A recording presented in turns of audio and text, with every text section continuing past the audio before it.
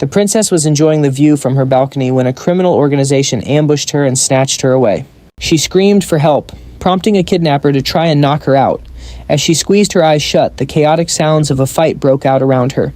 When she dared to look again, all her captors were unconscious on the ground. A masked boy appeared behind her, shielding her from the remaining bandits. He moved like lightning, dispatching them with a flurry of kicks, punches, and sword strikes. He hurried her to a hideout, knowing the bandits would be scouring the entire city for her. However, their safe haven was discovered quickly, forcing them into a desperate leap, out a window soaring through the air. The organization's boss appeared and launched a massive magical attack, but the boy deflected it effortlessly. The canine-faced boss fired another blast, but it didn't even graze them. The boy decided to put the princess into a deep sleep, wanting to spare her from the scene that was about to unfold. The henchmen let loose a volley of arrows, which he blocked with ease. They charged him with their swords, but their frantic attacks were completely ineffective against the kid. Looking utterly bored, the boy decided it was time to fight back. He hurled every single arrow straight back at the bandits.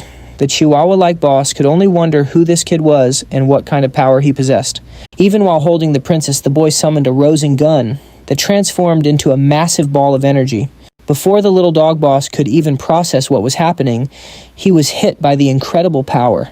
Everyone watching was left asking who this boy was and how he just defeated the head of the organization.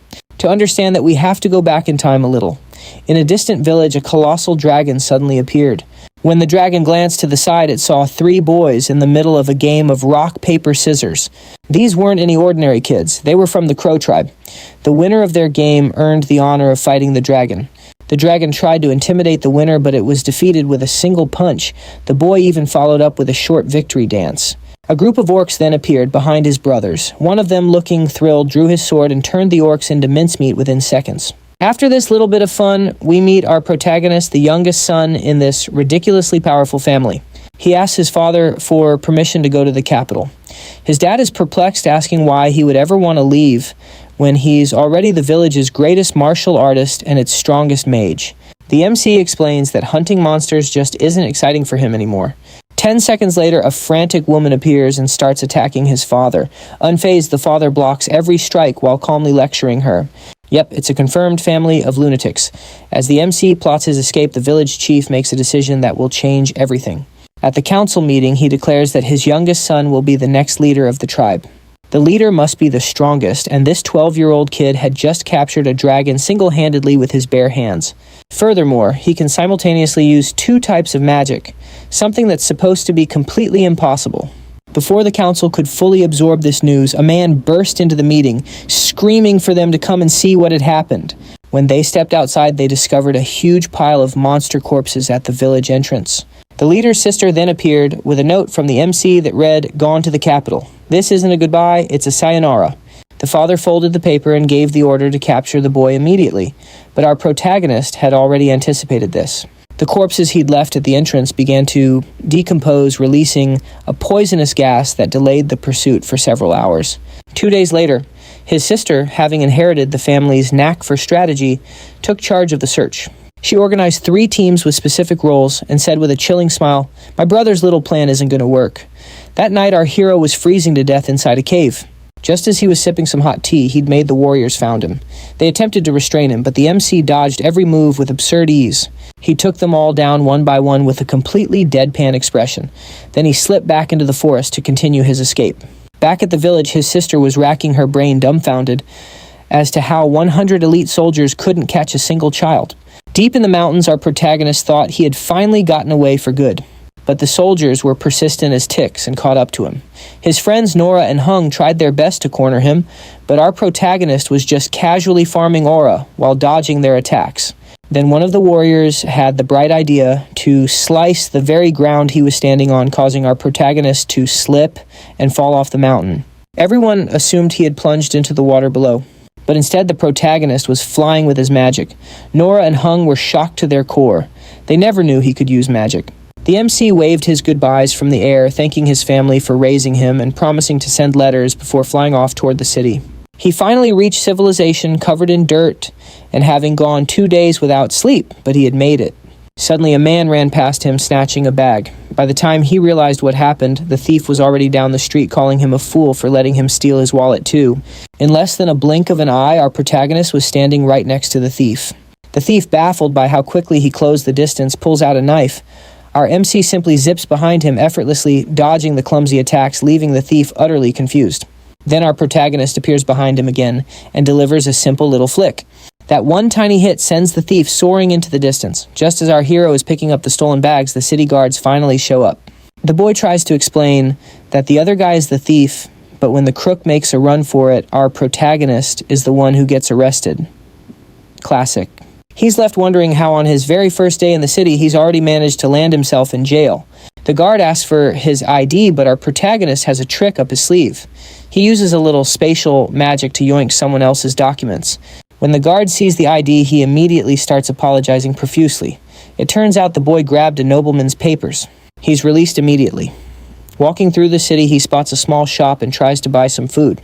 But when the old shopkeeper sees the incredibly rare coin, he goes into shock, saying he doesn't have nearly enough inventory to make change for it.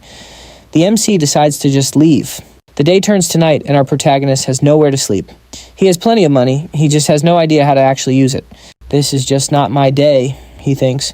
Right on cue, the troublemaker from earlier approaches, flanked by his two buff brothers. Annoyed, the thief says our protagonist needs to pay him back for all the trouble he caused earlier. He figures the coin the kid is holding must be worth the trouble, though he's still baffled as to how a mere child beat his companion. He refuses to believe he was defeated by a kid claiming our hero must have used a hidden weapon. Our protagonist recognizes the guy instantly. It's the same thief who tried to steal his backpack earlier. He asks if the group has any smaller coins for change as he's looking to make a small trade. The brothers are completely stunned. It's the first time any of them have ever seen a white gold coin. Without a second thought, the little thief snatches the coin thinking he's hit the jackpot. He says he doesn't have any change, so this will make them even, and tells the MC to get lost. In reality, the MC wasn't even asking for the full amount, just a few coins to get by for another day in the city. A voice from a distance calls out saying, "Adults shouldn't be bullying a child." An adventurer approaches, ordering the thugs to knock it off. The muscular guys surround the newcomer, warning him that he'd better leave if he knows what's good for him. Without a moment's hesitation, the adventurer lands a stylish kick on one of the goons. Right after that, he knocks out the bald one with a single precise punch. Seeing this display leaves the lead thief speechless and too afraid to move. His best option is to get out of there while his opponent is still going easy on him. But the brothers apparently weren't completely knocked out, and they get back on their feet ready for round two. Unfortunately, the adventurer is caught off guard and defeated, ending up on the ground. Fallen in front of our hero, he asks if the protagonist is all right after that whole ordeal. Later that night, they head to a tavern to satisfy the little guy's hunger. He tells the MC to eat a bit slower, so he doesn't choke, adding that he can pay for more food if needed. Finally, he introduces himself. His name is Lisbon Carter, but he also goes by Liss. Our hero's name is Denmark. Yes, like the country. Noticing that Denmark doesn't have a place to stay for the night, he says that crashing at the tavern would be a good option. He jokes that he's not a bad guy. His goal is to become a knight for the continent. Suddenly, their conversation is interrupted when a red-haired girl gets his friend's attention. She complains that they don't have the room to keep bringing every beggar they find into the tavern. She then notices that her companion's face is all bruised up and wonders what happened. This seems to be a common occurrence, and they quickly get into a heated argument. Alice shoots an irritated glare at the MC, who hasn't stopped eating for a single moment. Her comment makes the two of them exchange an uncomfortable and embarrassed glance. As she leaves, she says that if they don't get to the capital soon, they're going to end up dead. Liss explains that's just his sister, and she's just really tired and not thinking clearly. Curious, the boy asks how the financial system in this region actually works. He explains that he's from an isolated mountain village, which is why he has no idea how the coins work. Liss explains that there are 8 types of coins in the empire, and the most valuable of all is the white gold coin. They're called pelcase, and a wide variety of materials are used to make them. Using a piece of paper, Liss explains the financial system in detail. The MC attentively studies the paper, trying to understand the value of everything. He's shocked to discover that a single white gold coin is enough to fund an entire feudal territory for over a month. It finally dawns on him he tried to pay for a cheap snack using a coin worth billions of dollars. Leaving the young man in his room for the night, Liss says he's going to go check on his sister, Model. Early that morning, the boy finds himself with some time to kill, so he lays out all his gear on the bed, wondering which items might be worth selling at the market. He glances at his bag full of white gold coins, realizing they're practically useless since no one around here will accept them. So for now, it looks like his only option for making some cash is to sell off his own equipment. As he accesses his pocket dimension, he notices that his magic is much easier to use outside of the village limits. Hearing someone enter the room unannounced, our hero manages to feign being asleep, just in the nick of time. The next morning, he leaves a note on the bedside table thanking them for the room and the hot meal. As he heads out, he realizes his first priority is getting a proper ID card. After all, walking around flaunting a noble title is just going to attract a lot of unwanted attention. He needs to find someone who can forge a fake ID. Meanwhile, back in the village, the thieves are arguing about what to do with their haul, suggesting they just split it. However, to throw a wrench in their plans, the blonde one points out that laundering that much money won't be easy and that they need to be careful. Suddenly, he realizes his buddies have ditched him, leaving him to face the music alone. Appearing out of thin air, our MC successfully checks off his first objective, taking down the thug who robbed him. Somewhere in a forest, the thug wakes up with his face beaten to a pulp, trying to figure out what happened. A muscular man appears pleased to see his captive is finally awake. The man is a giant wearing a rather bizarre outfit. Realizing there's no escape, the hostage begs to be let go. The ogre demands to know who did this to him, then punches a nearby tree, warning his hostage that he's next if he doesn't talk. He says he knows there's an ID forger in the village and demands to know who it is. Unfortunately, the thug insists he doesn't know anything about it. The ogre doesn't buy it for a second and threatens him again, splintering another tree for emphasis. He warns him that if he doesn't start talking and fast, he's going to meet his maker in a very unpleasant way. The hostage swears he truly doesn't know the forger, but he does know someone who might be able to point them in the right direction. Looking at the information he received, he smirks, saying he just killed 2 birds with 1 stone. Then the illusion magic around him fades, revealing that the big scary ogre was our MC in disguise all along. The scene cuts to a bustling bar, where suddenly all eyes turn toward the entrance. A dapper-looking man walks in, immediately capturing everyone's attention. It's our protagonist, who's now wondering if maybe he overdid it a little with his disguise. The waitress notes that he's a new face in town and asks if he'd like to see a menu.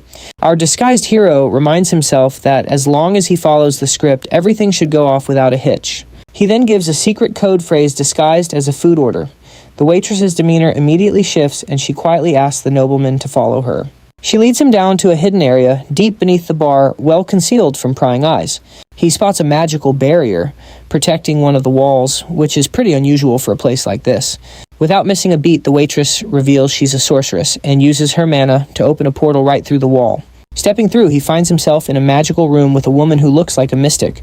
The waitress then makes her exit, saying she has to get back to her duties. Noticing he seems a little hesitant, the woman gestures for him to take a seat. Using his magical perception, the MC detects that the woman has 6 different spells active in the room. 4 of them are concealed defensive and offensive spells. The most interesting one, however, is an illusion spell, hiding the entire space from the outside world. The big question on her mind is, what does this nobleman actually want by coming all the way out here? He finally reveals his simple request, a fake ID card. This surprises the sorceress, who was clearly expecting a much more complicated task. She explains that for the forgery, the client needs to provide all the necessary ingredients themselves, including an ogre bone. Without a second thought, he uses his pocket dimension ability and pulls the required bone right out of his inventory. Clearly impressed, the sorceress compliments him on his skills. Meanwhile, the protagonist is hoping for an ID with a rank of baron or higher. Unfortunately, she explains that the ID cards for high-ranking nobles are protected by powerful magic, and forging them is beyond her capabilities. But our hero isn't worried in the slightest, confident that he can handle the magical enchantments himself. Since he insists, she quotes him a price of about 15 million. Without even blinking, our guy just pulls a single white gold coin from his inventory. Taking a closer look at the coin, the sorceress realizes her new client must be absurdly wealthy. He then asks if she has anything else for sale, making it clear that money is no object. The next day, he's back in his room examining his new acquisitions, starting with the ID that will finally let him move around freely. He also managed to get a map of the capital and some official-looking documents from the Empire's army. On top of all that, he bought a few magic books and got a nice pile of local currency. He figures he probably won't have to worry about money for a good long while. Back at the bar, the sorceress stares at the payment he left worth around 4 billion and wonders just who in the world that client was. As she removes her own disguise, she thinks to herself that he was definitely no ordinary person. Unfortunately, she'll have to report all of this to someone they call the Great Mother. Back at the clan, the young woman reports that they're currently searching for her brother in the Empire's largest towns, but she doubts it will be easy. His ability to magically disguise himself as other people is going to make the whole process that much harder. Unfortunately for our hero, the family's uncle has now been brought into the loop. The letter is delivered and the man reads it carefully, absorbing every detail. He thinks his nephew is quite the troublemaker for trying to escape. Meanwhile, inside a weapons shop, our MC is busy negotiating some trades. When asked if he's traveling far, he hints that he has big plans for all these items. He then spots the person who helped him the other night also buying a few things from the merchant. The little redhead is getting irritated because the negotiation isn't going well at all. She starts laying into her older brother for always wandering around the city without any money. Apparently, it's because he always gives most of their earnings to any beggars he comes across. Realizing this argument isn't going to end anytime soon, the MC decides to step in and change the dynamic. The siblings are stunned when they look over and see that the boy is absolutely loaded with items. Later in a bar, Lee mentions she was worried about him since he left so suddenly that morning without a word. With a not-so-subtle jab, the redhead suggests it's because he knew he was just dead weight. This time, the one paying for the family's lunch is the protagonist who offers to cover it. He explains he had money from his clan but couldn't use it because he didn't understand how commerce worked. Curious, they ask where the boy plans to go next. He answers honestly that he'd like to head toward the capital, which just so happens to be their destination too. The warrior suggests that maybe they should all team up for the journey. Hearing this, the boy is grateful since their destination is a long way off.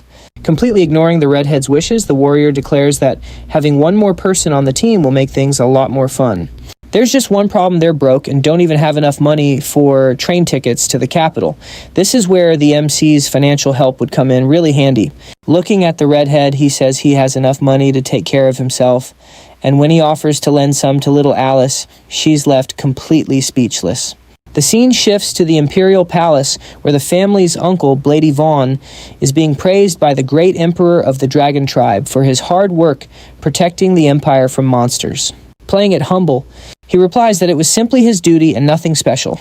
However, he immediately makes himself a little too comfortable, propping his feet up on the table and irritating His Majesty. The Emperor asks why he's visiting so suddenly, knowing how busy he is. Blady explains that his youngest nephew has escaped from the village. But this news doesn't seem to faze the blonde emperor, who believes the Crow tribe can't be taken down by just anyone. In fact, the uncle jokes it'll be a relief if the kid doesn't wipe a few villages off the map himself. The real problem, he explains, is that this boy was chosen to be the village's next chief. He explains that even though he's only 16 years old, the kid is a prodigy and incredibly powerful. Rumor has it he managed to capture a dragon when he was only 12 years old. Hearing this, the emperor is left speechless, finally grasping the seriousness of the situation. As the uncle leaves, he says he's too busy taking care of his own people and can't help with this problem. When asked what to do about his nephew, he basically says it's a family matter they need to solve themselves. This leaves the hunter completely irritated, realizing he'll have to handle this mess all by himself.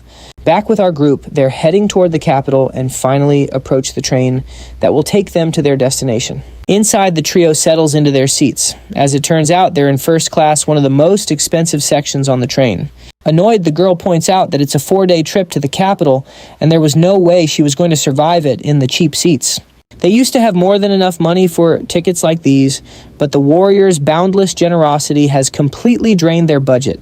Meanwhile, looking at the train from a distance, we see a group of orcs just itching for a fight. The train barrels down the track, not stopping for anything. Inside one of the cars, someone is absorbed in a book about the Empire's laws and police force. The little girl notices that her new friend has incredible concentration, as he's been reading nonstop since the train departed. She guesses he's probably planning to take the civil service exams, which are held every summer. That's exactly the MC's plan, and he's got about a month to cram for it. The warrior, being a good friend, says he genuinely hopes the protagonist accomplishes all his goals in the capital. His own plan is still to become a knight, but it's a tough path for someone with such a kind heart. As they're talking, the train screeches to a sudden halt, making a deafening noise. Peeking out the window, the redhead wonders why they stopped so abruptly. Standing up, she points out that they've still got a long way to go before the next station. The protagonist's instincts scream at him, so he decides to take a peek outside. And what does he see through the window? A mischievous-looking goblin charging straight for them. Seeing his friend was almost hurt, the hero rushes over to check on her. But when he asks if she's okay, she just gets flustered and embarrassed. They spot a defeated goblin on the ground, which definitely piques their curiosity. The knight announces he's going to scout ahead to make sure the coast is clear. Drawing his sword, he figures the whole train is under attack by goblins and that it's up to him to protect everyone. He tells the protagonist to watch his sister, promising he'll be right back before dashing off. As her brother leaves, the redhead yells for him to come back, but it's too late. He's already gone, leaving her behind. She glances out the window, only to find that her friend has vanished too, leaving her completely alone in the train car. Making his way through the train, the knight stumbles upon a chaotic scene up ahead. An army of goblins is terrorizing the other passengers. True to their nasty nature, one of the goblins cackles that he's going to steal everything in sight and kill every last human. Just as one of the creatures is about to finish off a guard, a loud shout to "Stop!" rings out, catching its attention. In a flash, the knight charges in and cuts down the first goblin. This move infuriates the leader, who starts screaming curses, vowing to get his blood. And just like that, a tense showdown kicks off between them. Unleashing his full strength, the knight proves to be far more powerful, ending the fight with a clean strike to his opponent's neck. With the immediate threats gone, he checks on the passengers he saved, telling them it should be safe in the back. He's so focused, he doesn't notice more enemies closing in. Unfortunately for him, the rest of the goblin army shows up, and there are a whole lot of them. But just before they can land a hit, a brilliant blue aura envelops the entire car, and the goblins are instantly eliminated one after another. In a matter of seconds, every last one of them is taken down effortlessly. This was all the protagonist doing, as he was secretly keeping an eye on things from outside the train. He sighs impatiently, thinking to himself that he really doesn't have time for this kind of nonsense. After all, his main goal is to get to the capital and study for his exam. Meanwhile, back in the train car, the redhead spots the protagonist just floating outside the window. The sight leaves her completely stunned. She had no idea he was that powerful. After all the commotion, the train finally pulls into the station on the east side of the capital. The protagonist has arrived at his destination, along with the two adventurers. As usual, the redhead is complaining. She's worried her brother is going to get himself killed on some dangerous adventure. She even says that if he dies, she'll personally dig him up, just so she can bury him again herself. She then turns her attention to our hero, demanding to know where he disappeared to when he was supposed to be protecting her. Just then, they see a man yelling at some poor guy who's apparently blocking the street in front of a fancy carriage. He's arrogantly asking the man if he has any idea who he's holding up. The poor guy, looking terrified, immediately starts apologizing for the trouble. Alice warns her brother not to get involved, threatening that if he does, he's finding his own way home. The protagonist, however, notices a distinct wolf crest on the carriage. This reminds him of his own plan. He needs to head to the bank before doing anything else. Inside the capital's Grand Bank, a friendly clerk asks our hero how she can help him today. He says he'd like to open an account, and the first thing the clerk asks for is his identification card. Once she has the card, the clerk places it on a magical device to scan it. The ensuing silence makes him nervous. He's worried the concealment spells he put on his identity might have failed. He starts to panic, wondering what would happen if his true identity were exposed here. But to his immense relief, the clerk cheerfully informs him that his identification is confirmed. With the process complete, he's given a small inscribed tablet that acts as his access to the new account. This tablet is essentially his new debit card, allowing him to conduct business, and more importantly, finally convert all that gold he's been carrying into a more manageable currency. Outside, Alice is, you guessed it, complaining again. She moans about how long they had to wait and shoves a small bag at our hero. It's her payment for lunch from the other day, but it seems he's not interested in the money. It's time for them to part ways, as the protagonist has his own business to attend to. The knight looks pretty bummed out about it, since he really enjoyed his company. As for his sister Alice, she can't stop thinking about what she saw back on the train. This might explain her particularly prickly attitude towards him. She keeps replaying the image of him floating outside the window. Looking at his face now, she thinks to herself that she must have scored some points for not freaking out during the goblin attack. Watching his sister walk away, the the knight remarks to the protagonist that he must have done something right to make that kind of impression on her. As they part ways, the knight wishes his new friend the best of luck on his upcoming civil service exam. After seeing his friends off, our hero decides he needs a place to crash for a few days, so his next stop is a real estate agency. The elderly woman at the agency starts bombarding him with a ton of complicated questions, and he quickly starts to lose his patience. Sensing she's being a bit too pushy, the woman apologizes for her eagerness. He then explains that he'll be living alone since he's from a faraway land. His plan is to take the civil service exam, hoping to land a job so he can stay in the capital for a bit. Taking this exam means he'll need to stick around the city for at least a month. The woman is familiar with the process because her own son is planning to take the same test soon. She explains that passing the test is just the first step. Afterward, he'll have to attend a training academy. Our hero muses that becoming a civil servant is just as much of a grind here as it is in the real world. Luckily for him, she knows of a house that's perfect for a student.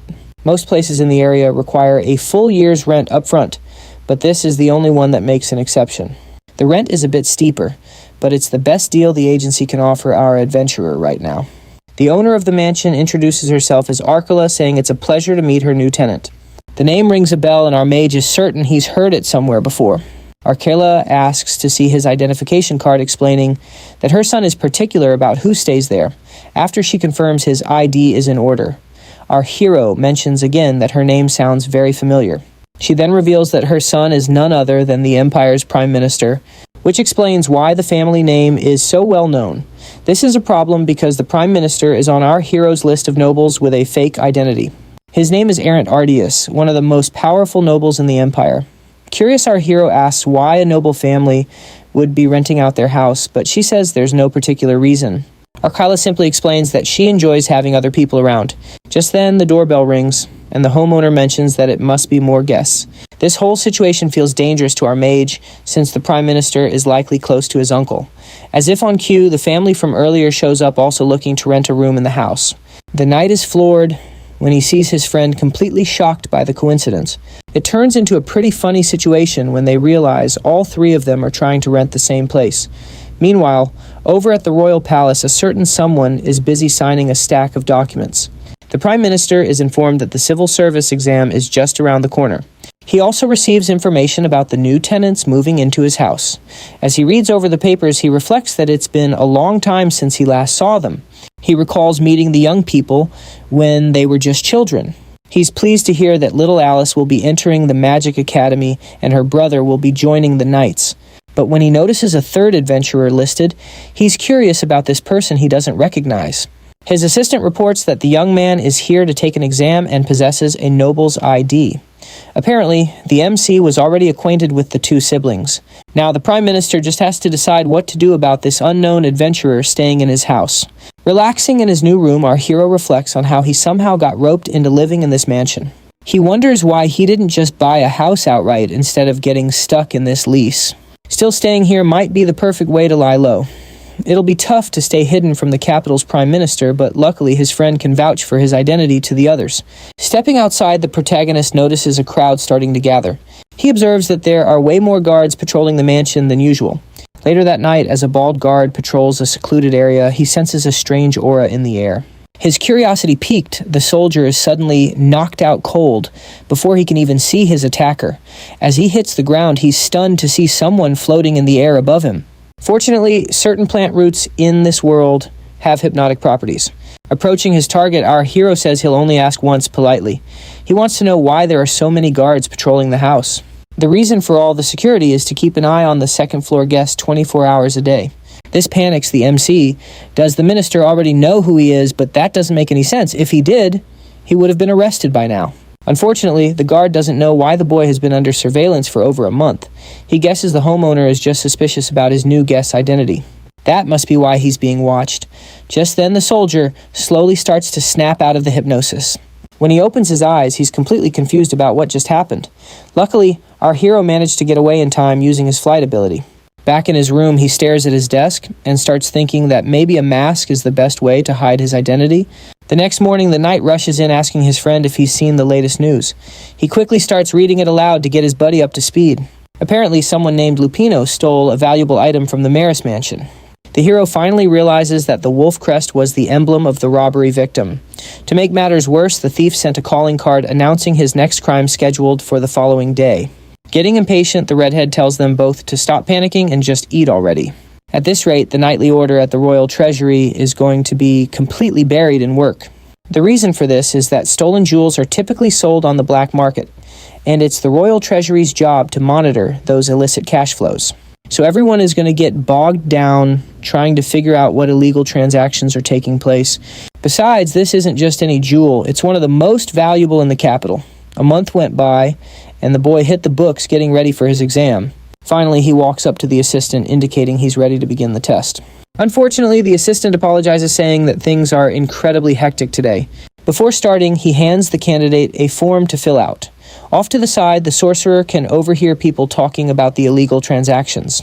People are absolutely losing their minds, complaining about how much they're suffering because of one little thief. Night falls, and we see several knights gathered.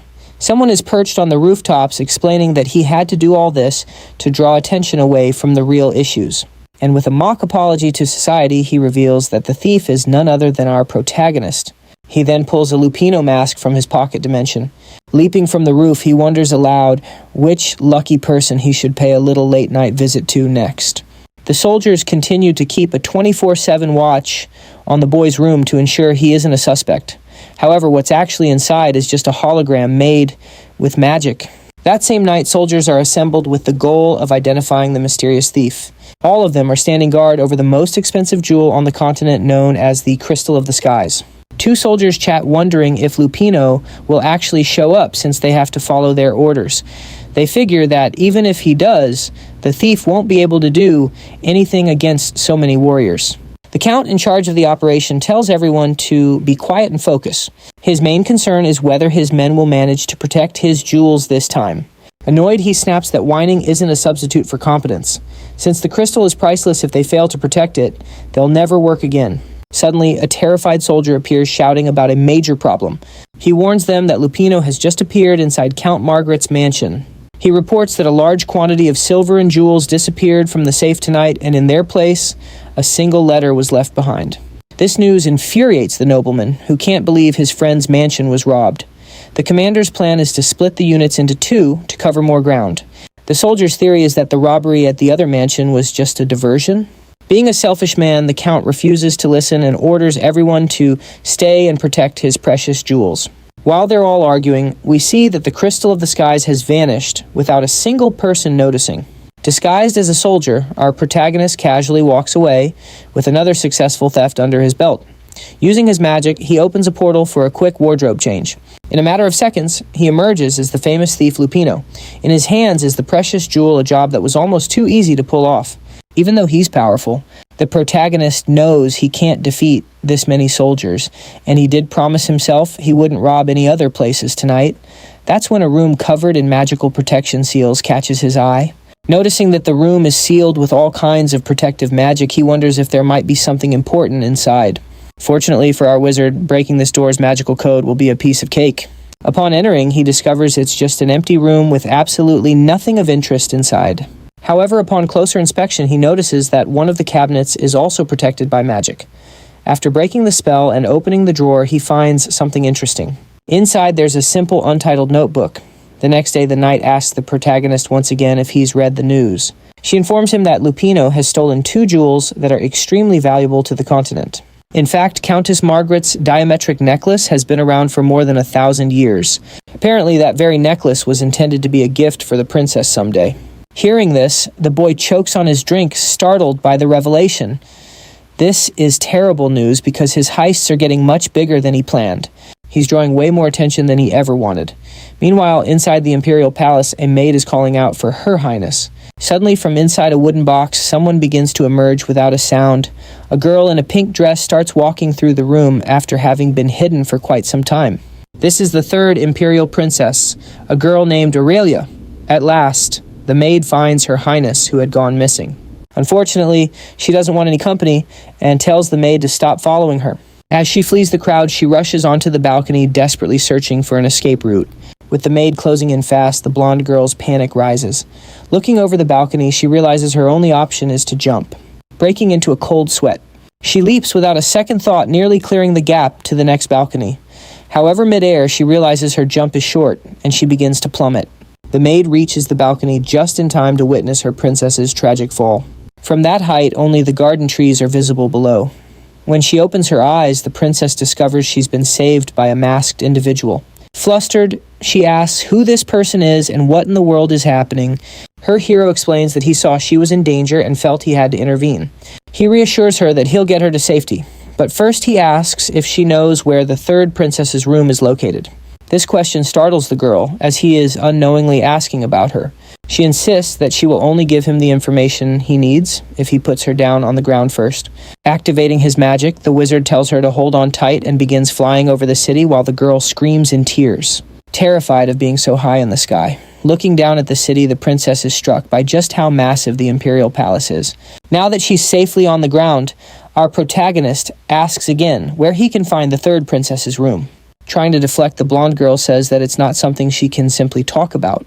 He asks what she's doing out, and she replies that she's making deliveries around the city. Right away, the hero offers to handle them for her. Setting her down, he hands her a necklace he had stolen earlier, saying he hopes it didn't cause too much trouble. Seeing the jewel confuses the girl, but he simply explains that it's a birthday present.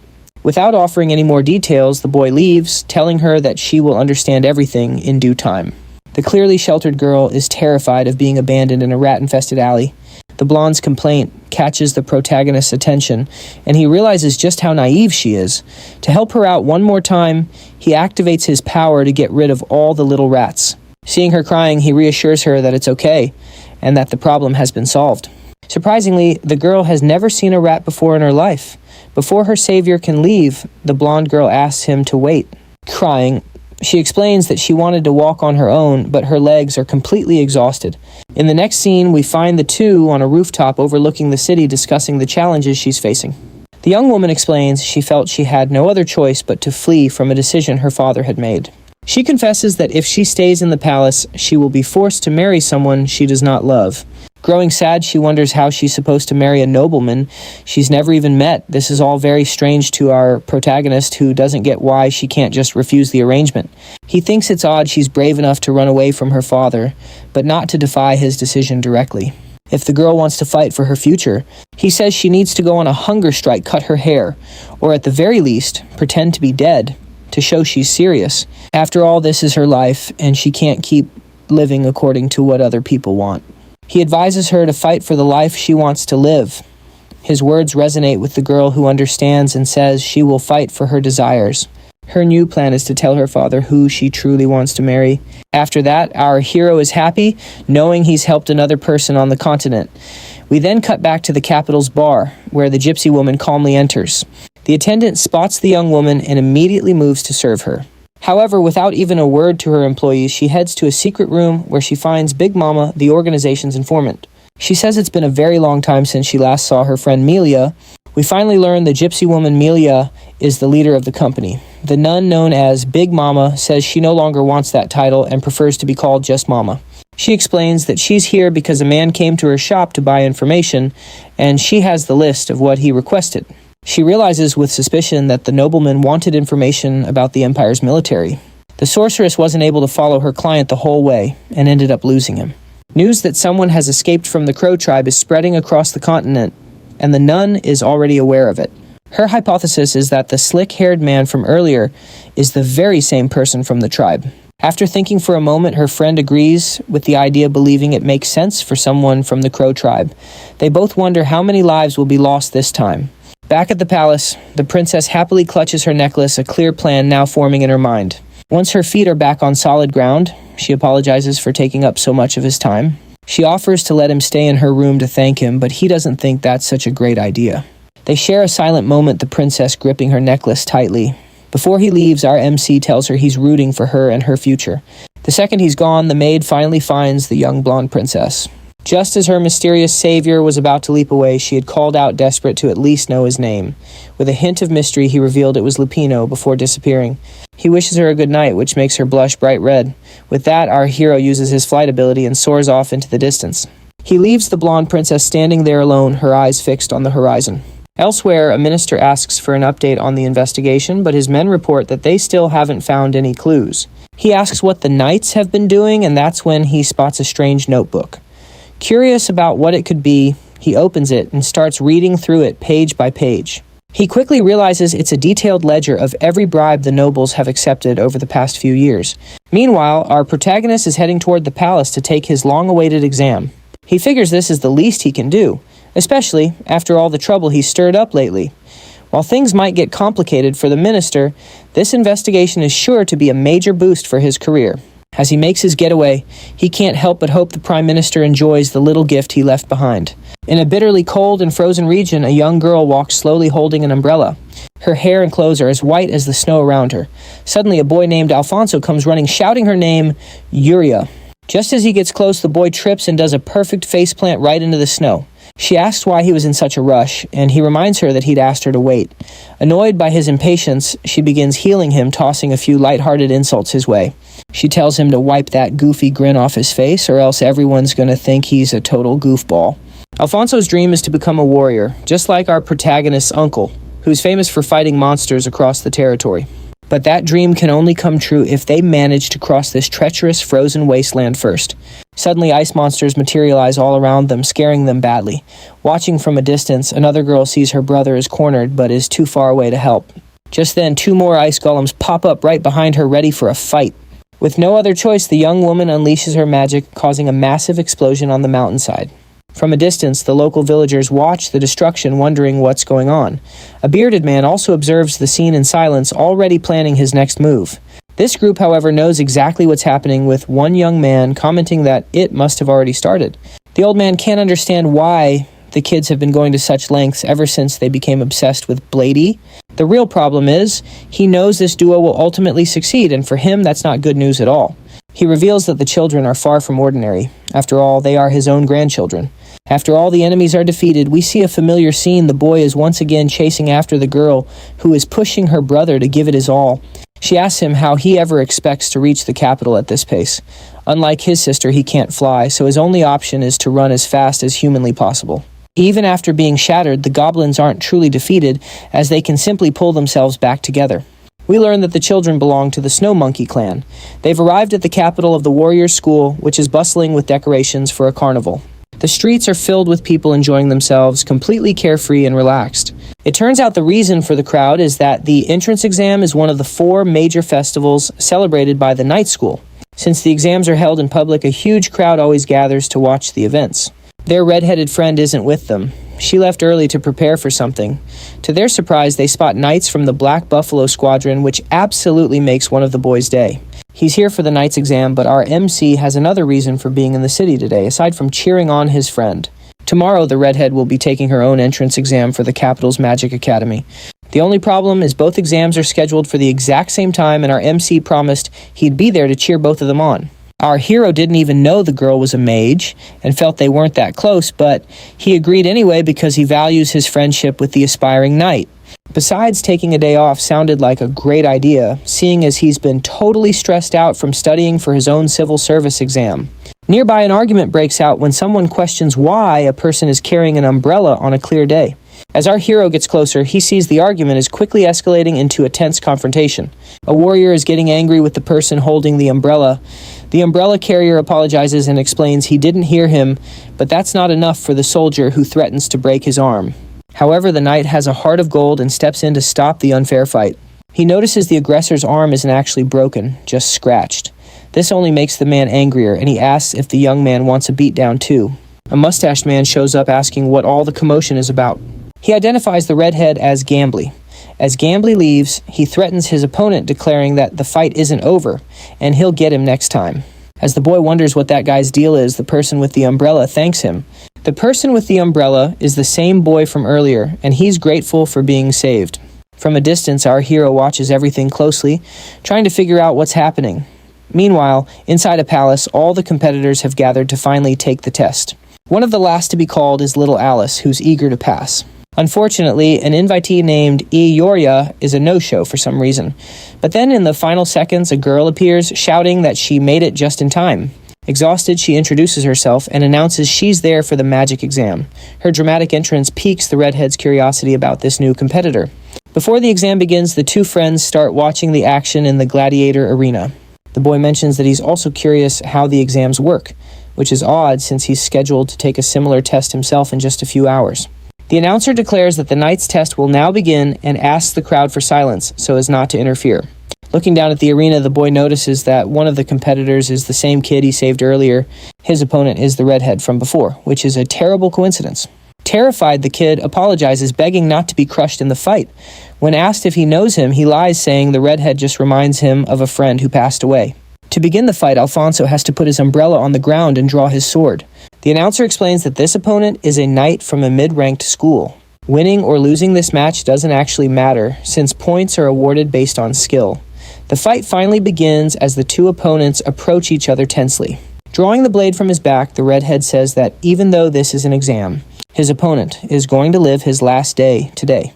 This threat makes the young man burst into tears. The crowd gets tense watching this, especially the two friends who can't do anything to help. However, what happens next is completely unexpected as the boy suddenly gains the upper hand. Even he doesn't seem to understand what he just did. Staring confused at the new hole in the ground, being an experienced mage, our MC immediately starts analyzing what could have caused it. Meanwhile, the magic exam is taking place at the same time as the arena fights, much to our hero's curiosity. In each round, the teacher calls 10 students to take the test simultaneously. Having just arrived, a white-haired girl asks to speak, admitting she didn't understand the instructor's explanation. Before answering, a redhead wonders aloud if her competitor even bothered to prepare and then re-explains the instructions. The first test is flight and the second is an accuracy test. When the girl says she gets it now, Alice finds the whole thing very strange, but she keeps her thoughts to herself. Back at the fight, the protagonist is still wondering what on earth that kid did to shatter the ground. Looking at the kid's face, he wonders how he pulled that off so quickly. Seeing his opponent on the ground and slightly hurt, Alfonso asks if he's okay. Not wanting to lose, the soldier gets back up ready for another round. But to the kid's surprise, he just stumbles and falls right back to the ground. This leaves the redhead confused. He realizes he's hit his head and is bleeding.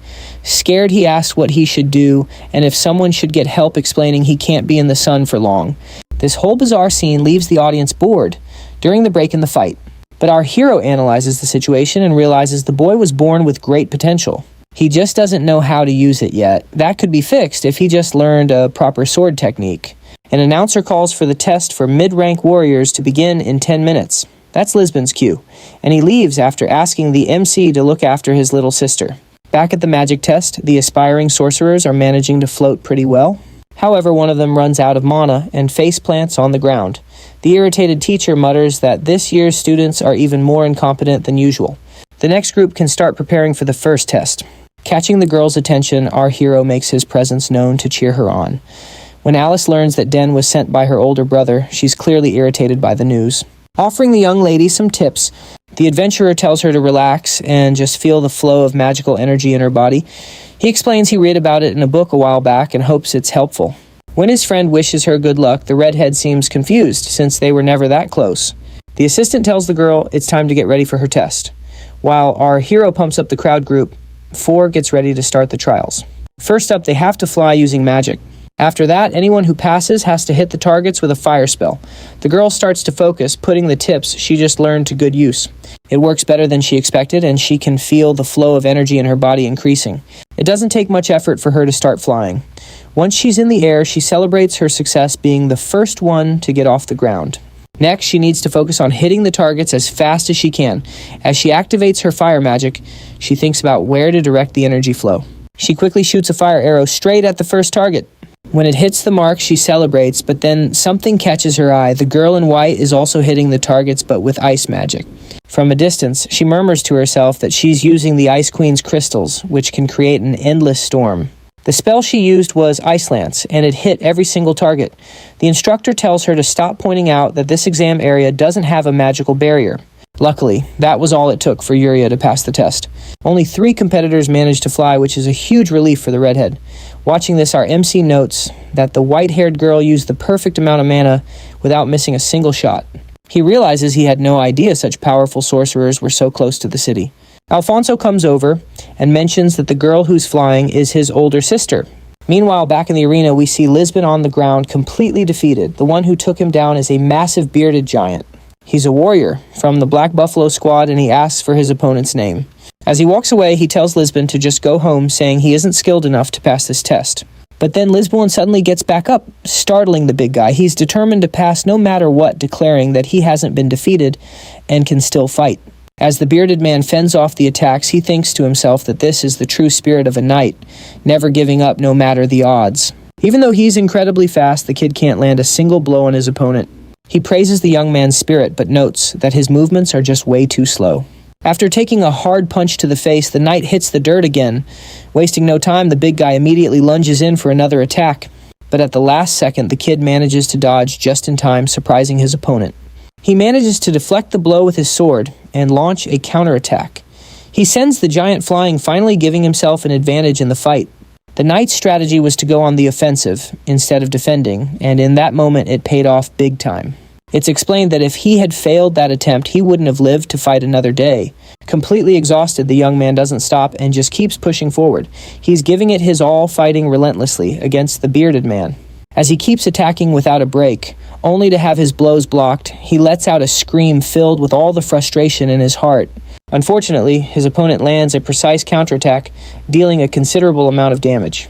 Getting closer, he asks what happened to the guy who was fighting so calmly just a second ago. He tells young Lisbon to calm down and trust in his own skills.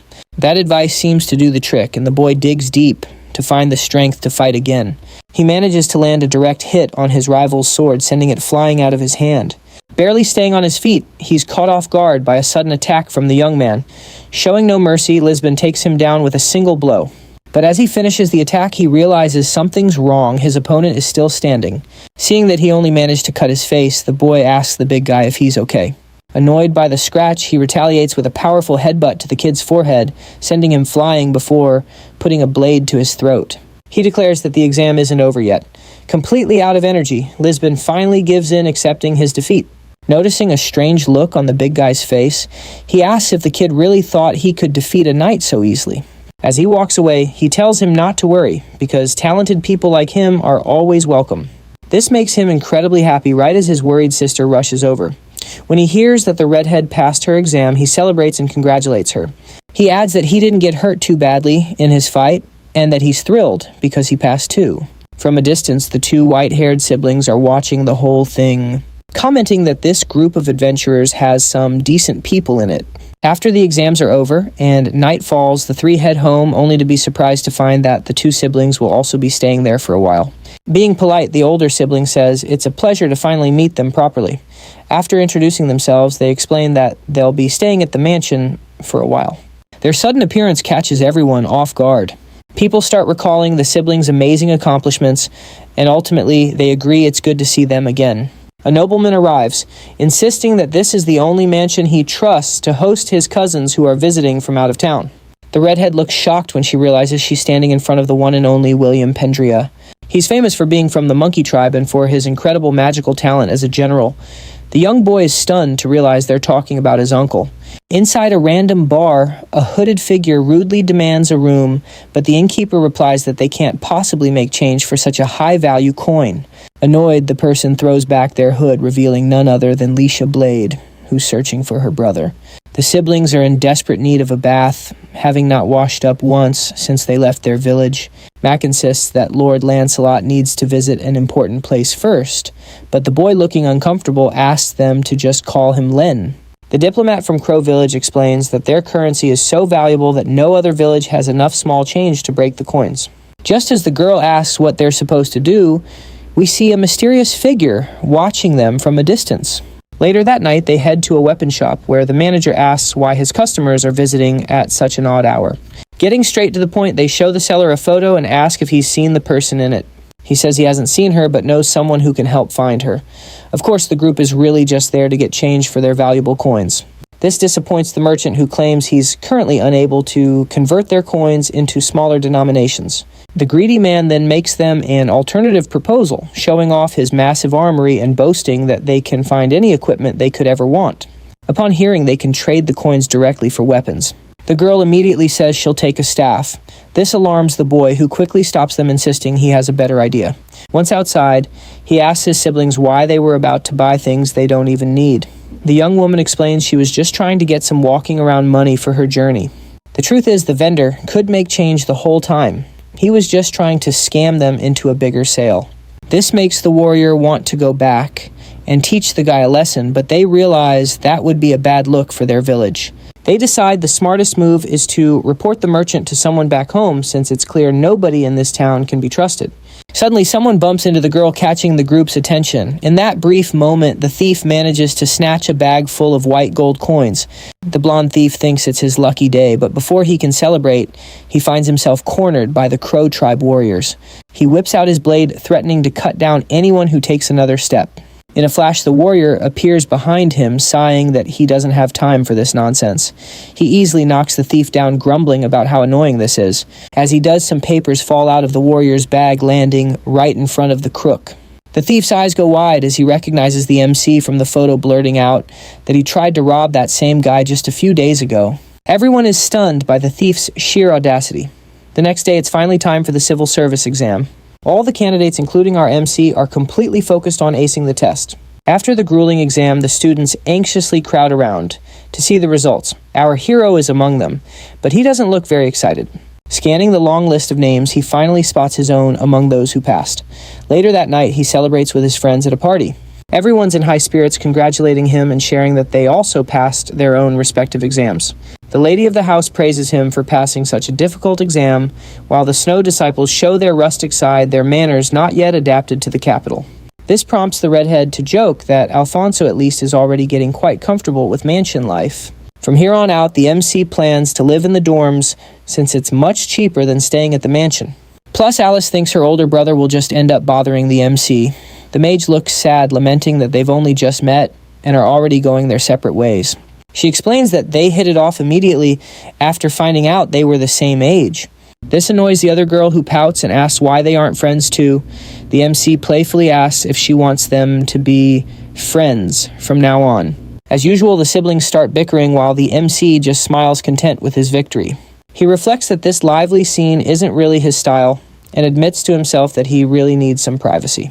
Unfortunately, much to the MC's irritation, the secretary informs him that all the dorms are full, which is a problem, since candidates need private rooms for training. The secretary himself has no idea why the rooms are all taken, but insists there's nothing he can do. Completely shattering the MC's dreams, the secretary just asks him to leave his contact info in the unlikely event a spot opens up. Meanwhile, a duo with distinct animal features arrives in the capital. The cow-like one asks the tiger if their efforts were all for nothing, to which the tiger grimly replies that his entire life has been without purpose. But he fires back that it won't be a problem once he's holding all the cards. This leads his friend to believe that wanting the entire world is just far too greedy.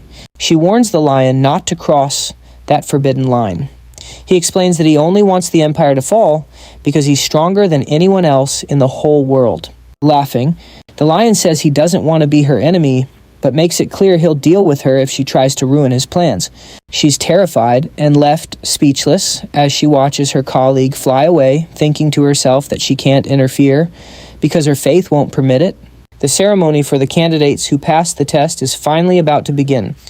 Everyone is gathered and neatly arranged in their seats. Even though he passed, our protagonist is a little miffed that he didn't get a private suite. Fortunately, the owner of the mansion told him he could stay until he finds a place of his own, and it would be incredibly rude to refuse such great hospitality by just leaving. This is a huge problem because he needs to get out of the house that the Prime Minister can keep an eye on at all times. A bearded man appears and asks if he can sit next to the fugitive. When he agrees, he notices that his new colleague looks a bit old to have passed the exam. The bearded man, though a bit rude, asks what the boy's age is. He explains that he's 16 and figures the question was just out of simple curiosity. Suddenly, the man says it's a relief to find someone his age, which catches him by surprise. Weirdly enough, he claims he's only a little older than the boy, despite looking like an old uncle. After they introduce themselves, he asks if they want to grab a snack together after the ceremony. When it's all over, the candidates who passed happily head for home. However, a blonde woman mysteriously appears in front of the event hall. An amulet is glowing with energy as she runs closer. The instructors see her arrive completely exhausted and in a huge rush. Her name is Arian Vaughn, and she's allowed to enter. Inside a castle, she complains that her clothes don't match her style and are super uncomfortable, asking her maids if she really has to dress like this for her birthday. They explain that she needs to look beautiful because she's the host of the party. Suddenly, someone identifying himself as General William asks to come in. The maids are startled when a man is suddenly allowed into her room. He apologizes for the intrusion and congratulates the girl on passing the Magic Academy exam. But she insists it's all thanks to the general who helped her through the entire application process.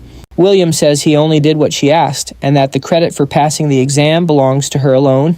He explains that he's there because Her Majesty is worried about her daughter going to the academy under a new identity. The other students wouldn't feel comfortable knowing they have a princess among them, which would keep her from enjoying a normal school life. However, there's one single major condition for this to happen, which surprises the blonde princess. Back in the present, someone calls out to the young woman. A mage states that she will be the girl's bodyguard for the day. As she introduces herself, it annoys the blonde, who had no idea she would have an escort. Fortunately, she's understanding and introduces herself back, hoping they can have a great friendship. The two hit it off right from the start, which bodes well for their future relationship. Inside, the academy classes are in full swing for the students. From August to November, our protagonists will have continuous classes, followed by a test at the end. After that, they'll have a whole month of practical training before being assigned to their specialized departments. The hero's new friend asks what class he has next. By sheer coincidence, the two of them are in the same one. The bearded man politely asks if they can continue their conversation later, since he knows class is about to start. A soldier shouts for everyone to line up in 7 rows. He hurries all the students along, making it clear he isn't joking around. Seeing them in formation, he explains that his classes will always begin this way, as this type of training is meant to improve the candidate's physical health. However, the class our protagonist fears the most is swordsmanship, because he has to be incredibly careful to control his strength to avoid a catastrophe. The question he asks himself is just how gentle he needs to be to hide his true origins. Nearby, the bearded man starts wailing on a training log. The soldier praises him for his fighting skills, saying they're on par with someone who has fought in wars. The surprising part is that the bearded man has never been a mercenary, but he graciously accepts the compliment. Preparing to attack, he reminds himself that he needs to strike the target as weakly as he possibly can. On his first swing, he drives the entire log straight into the ground. Luckily, everyone was watching his friend and didn't notice this bizarre scene. His strategy for now is to skip as many sword classes as possible. Elsewhere in the Great Temple, you can see several majestic statues. Inside, the tiger is lost in thought when something suddenly catches his eye. Someone informs Fernando that they've gathered the requested number of people. Then the person removes their mask, revealing their true identity. He begins to deliver a sermon to his warriors, revealing himself to be Cardinal Fernando. Meanwhile, the hero's friends are chatting, finding it odd that he's not in his own dorm room. Unfortunately, by the time he got there, all the rooms were taken, leaving him with nowhere to stay. When a portly man offers to help, our hero politely declines, saying he'll just wait for a room to open up. Suddenly, the MC spots a couple of guys in the background. They look like total thugs and are obviously trying to break into a house, but he decides to ignore them, figuring it's probably nothing serious. However, the man keeps insisting that the young hero should share his room so they can always be together. Meanwhile, in the wee hours of the morning, the thieves are still prowling around scaling houses. This time their target is a mansion and their entry point is a window. One of the two uses his magic staff to silently pop open the window, lifting the entire pane of glass right out of its frame. With a clear path inside, the two slip into the mansion. Not wanting to waste any time, they immediately start sprinting toward their objective. Suddenly, one of the thieves spots something up ahead. He explains that the corridor is laced with security spells and it'll take some time to disable them. The plan is to disarm the traps as fast as they can using their skills. After a bit of work, they finally reach a door and carefully ease it open. At last, they enter the target room and find themselves staring at a magnificent statue. It's the golden statue of the goddess, one of the most valuable treasures in the entire capital. One of the thieves mentions that the temple's authority crumbled after their defeat against the Demon King. He reasons that it must be incredibly valuable to warrant so many protective spells. Just then, our masked protagonist appears ready to save the day, startling the two thieves who realize he's there for the same reason they are. In a hilarious moment, all three of them just stand there gawking at the statue with intense focus. Our clever hero senses that the statue is emanating magical energy and begins using his powers on the item. After draining all its energy, he snags the statue, remarking that he's never seen anything like it. Irritated, one of the thieves lunges at the masked hero with a punch, but with a single effortless blow, our hero sends the guy flying, much to the horror of his partner. That leaves just one thief with nowhere to run. The hero approaches the remaining thief, declaring that wrongdoers must be punished. Elsewhere, the cardinal receives a report that they've successfully eliminated those who were trying to interfere with his plans. It's revealed that he's searching for the Great Mother's headquarters, and his only lead points to a residence in the northern part of the empire. The lead points to a small, easily traceable village called Granwell. This is great news for the cardinal, who believes he can now eliminate the royal family's rats in one fell swoop. As he's speaking with his men, a sudden explosion erupts behind him, sending debris raining down with a tremendous racket. Once the dust settles, our hero reveals himself, complaining that none of this would have happened if the thief hadn't put up a fight. He's then taken aback when he sees a whole group of cultists staring right at him. Feeling a bit awkward, he tries to lie his way out of it, claiming he wasn't actually planning to steal the golden statue. This infuriates the lion-like cardinal, who realizes the famous golden statue of the goddess is being stolen right under his nose. Furious, he orders everyone to capture the masked intruder. Fortunately, our hero is incredibly fast and skilled, effortlessly dodging their attacks. His enemies start casting fireballs at him, but he deflects them just in time, realizing these guys will never stop to listen to reason. So he makes his escape by jumping into a black portal, leaving everyone completely baffled and searching for where he went. They wonder how he could have vanished so quickly. As Fernando commands his men to find him, our hero reappears on the other side of the portal. Landing on a rooftop, he feels a little down sad that his attempt to do a good deed was so completely misunderstood. Suddenly, the cardinal mysteriously appears next to the hero. Annoyed, he asks if our hero really thought he could get away without being punished. He begins to charge up a powerful magic attack, declaring that the hero will pay for his crimes with his life. This is terrible news. Life for our protagonist knight just got a lot more complicated. The cardinal angrily calls upon his god to punish those who defy him, unleashing a powerful spell called Wrath of the Gods at our hero.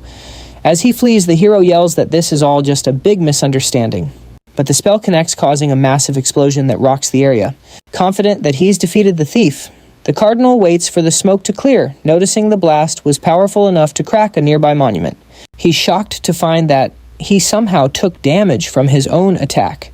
His cultists rush to his side, worried that their leader might actually be defeated.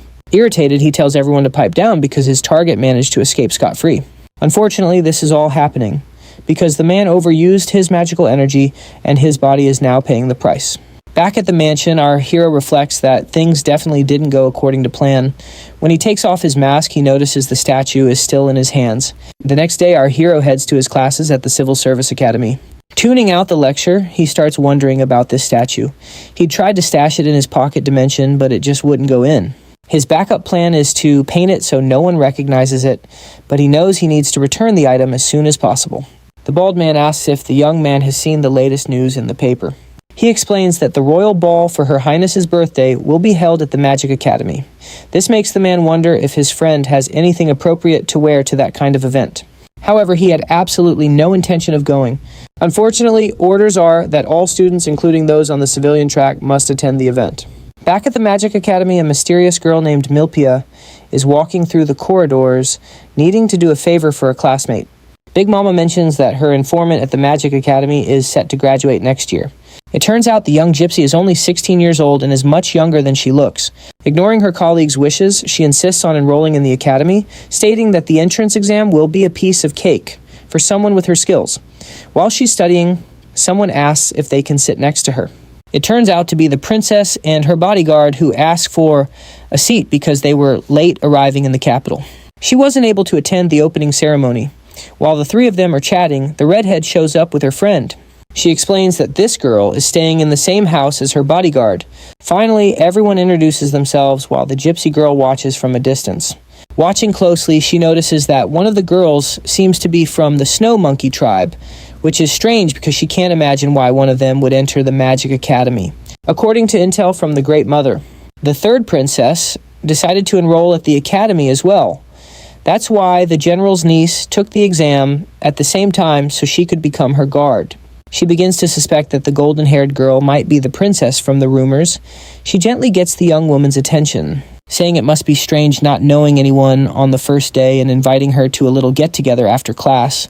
This makes her uncomfortable because she doesn't really understand the concept of friendship.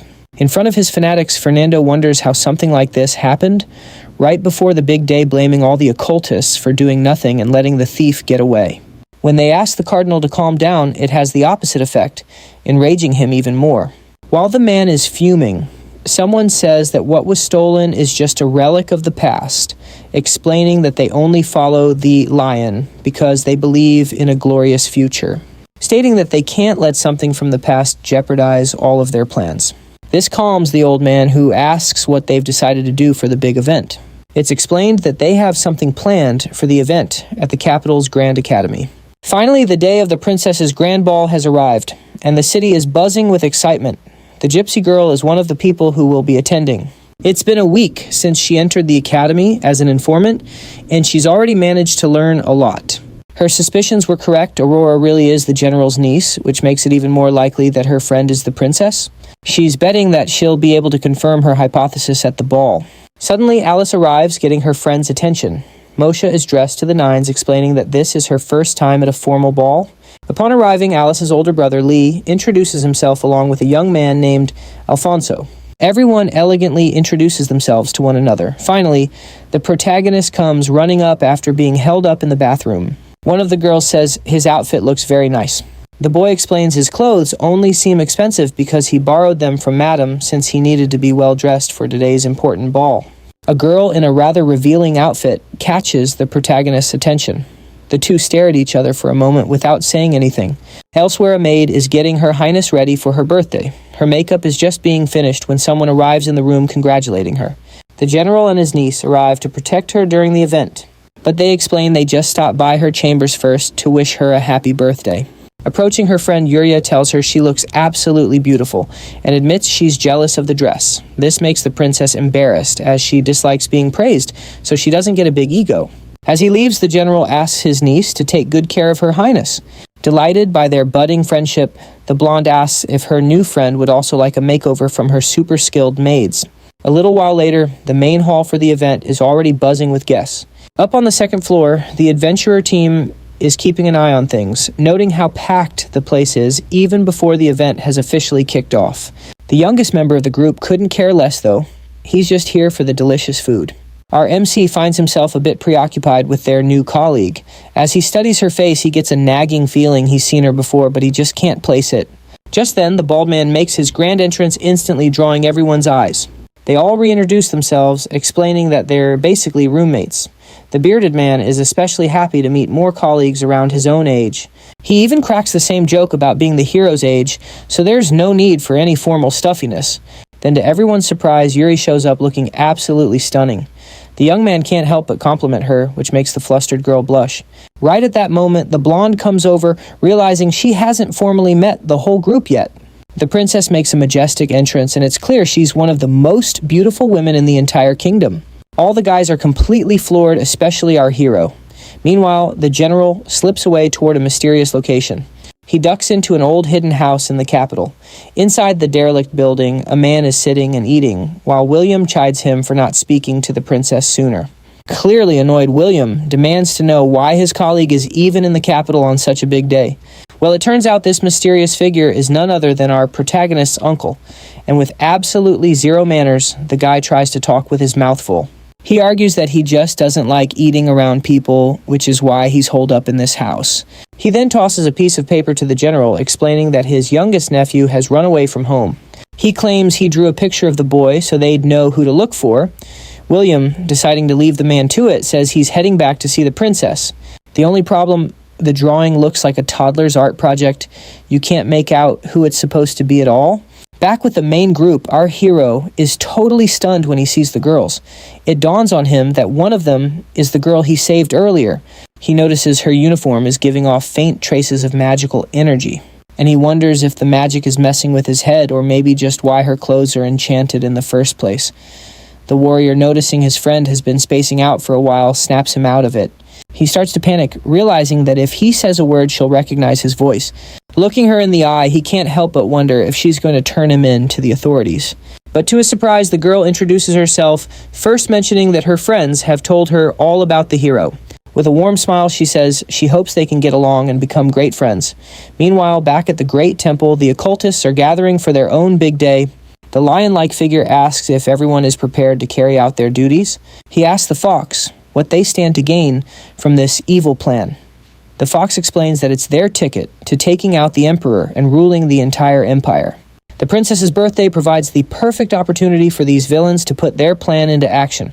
Rallying the troops, she declares that it's time to set out and deliver their so-called divine justice to the world. Back in the ballroom, the friends are all chatting away, except for our hero, who's trying his best to be a wallflower. He quietly slips away down a corridor to be by himself, thinking what terrible timing it was to run into her here. Luckily, he's pretty sure she won't recognize him since he was wearing a mask back then. As he wanders off, he decides it was a bad idea to get close, and now he needs to avoid her at all costs. He summons a black portal to grab his mask again. He knows it has a magical property that messes with people's ability to recognize him. This should drastically reduce the chances of anyone recognizing him at the party. But just then, someone appears behind him and launches a fierce attack. After narrowly dodging the blow, he's left wondering what in the world is going on. It's his uncle, and he looks eager to throw down right here and now. As he closes in, he warns our hero not to resist, if he knows what's good for him. Thankfully, the kid manages to dodge every strike, buying himself a little time. Terrified, he asks if he did something wrong to deserve this kind of attack. His uncle just explains that he's going to take him down because he looks suspicious, acting as if that's a perfectly normal thing to do. The uncle then asks for the boy's zodiac sign, which leaves him completely baffled. Running out of patience, the man declares that he won't ask twice and draws his sword ready for a real fight. As the sun rises over the city, the two masked figures begin to put their plan into motion. The one called Cow tells her partner that something feels off. When he asks what she means, she admits she's not quite sure yet.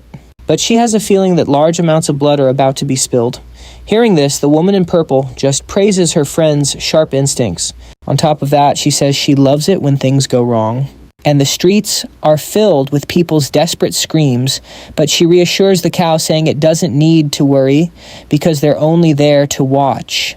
The rooftop fight continues without pause as the annoyed uncle charges toward the masked man. He says he should have turned himself in when he had the chance, which frightens the MC, who asks him to calm down. Unfortunately, his request falls on deaf ears, but he manages to dodge the blow just in time. Realizing the man is genuinely trying to wipe him off the face of the earth, he starts to ponder the meaning of the question Libra and Pisces asked earlier. Once he figures it out, he asks if the question is about certain individuals buying himself a brief opening. He tells the man they've got the wrong guy, guessing he's talking about a group that named themselves after the 12 constellations. However, the man doesn't buy that excuse for a second. The MC claims he's just a common thief, and that judging by his outfit, he's clearly not the type to stop petty crimes. He tries to distract the man by praising him as a high-level knight. He argues that a great warrior is supposed to be ensuring security, not wasting time on a nobody, and that he should be looking for a real villain. While he's in the middle of his speech, a huge explosion rocks the city. This provides the perfect distraction for the masked man to use against his uncle. Figuring the hunter will be busy, he makes a break for it. Seeing the boy start to leave, the man asks where he thinks he's going. Back at the ball, the adventurers are still having a great time, completely oblivious to the explosions. The princess is in her room waiting for the main event of her birthday. Her maid suggests that the young lady go mingle with the guests, since they all came specifically to see her. She explains that there's a distortion spell on the young lady's dress, so none of her schoolmates will recognize her. The princess replies that it's been a while since she's worn an outfit like this, and she's starting to feel uncomfortable. Excusing herself, she says she just needs some fresh air and will be right back. While out on the balcony, she recalls the night she was rescued by the protagonist. The memory brings a loving smile to her face as she thinks about the masked man. A few masked figures are watching the young lady from the castle rooftop. Meanwhile, the protagonist is running from his uncle as fast as he can. Unfortunately, the man is incredibly fast and manages to close the distance. He knows that one wrong move will get him sliced in two, and he desperately needs to come up with a new strategy. To get his attention, he asks why no one at the ball noticed the huge explosion. It's explained that protective spells must be in place, so no one could have heard it. Just then, an even bigger explosion erupts in the city, catching both of their attentions. This makes the man wonder what's going on. However, in the split second he's distracted, he realizes his target has escaped. While making his getaway, the MC figures the explosions must be from terrorists who are using the party as cover. As he flies away, he realizes there has to be a bigger picture that he's not seeing. Back on the balcony, the cultists reveal themselves to the blonde princess. The two men tell her to come with them. At that moment, the MC finally realizes that the main target of the attacks is the princess. However, he considers that his hunch might be wrong and runs through a few other possibilities first. His first instinct is to run away, since these terrorist attacks are none of his business. Or maybe he thinks their goal is simply to cause destruction in the city. And if that's the case and he just runs, his friends will probably get wiped out since the explosions are just a distraction for the terrorists to make their move. As he flies, he realizes it might be impossible to save his friends in time. That's when he pulls a monster item from his pocket dimension, the Eye of Horus. He hates that it has come to this, but he has no other choice.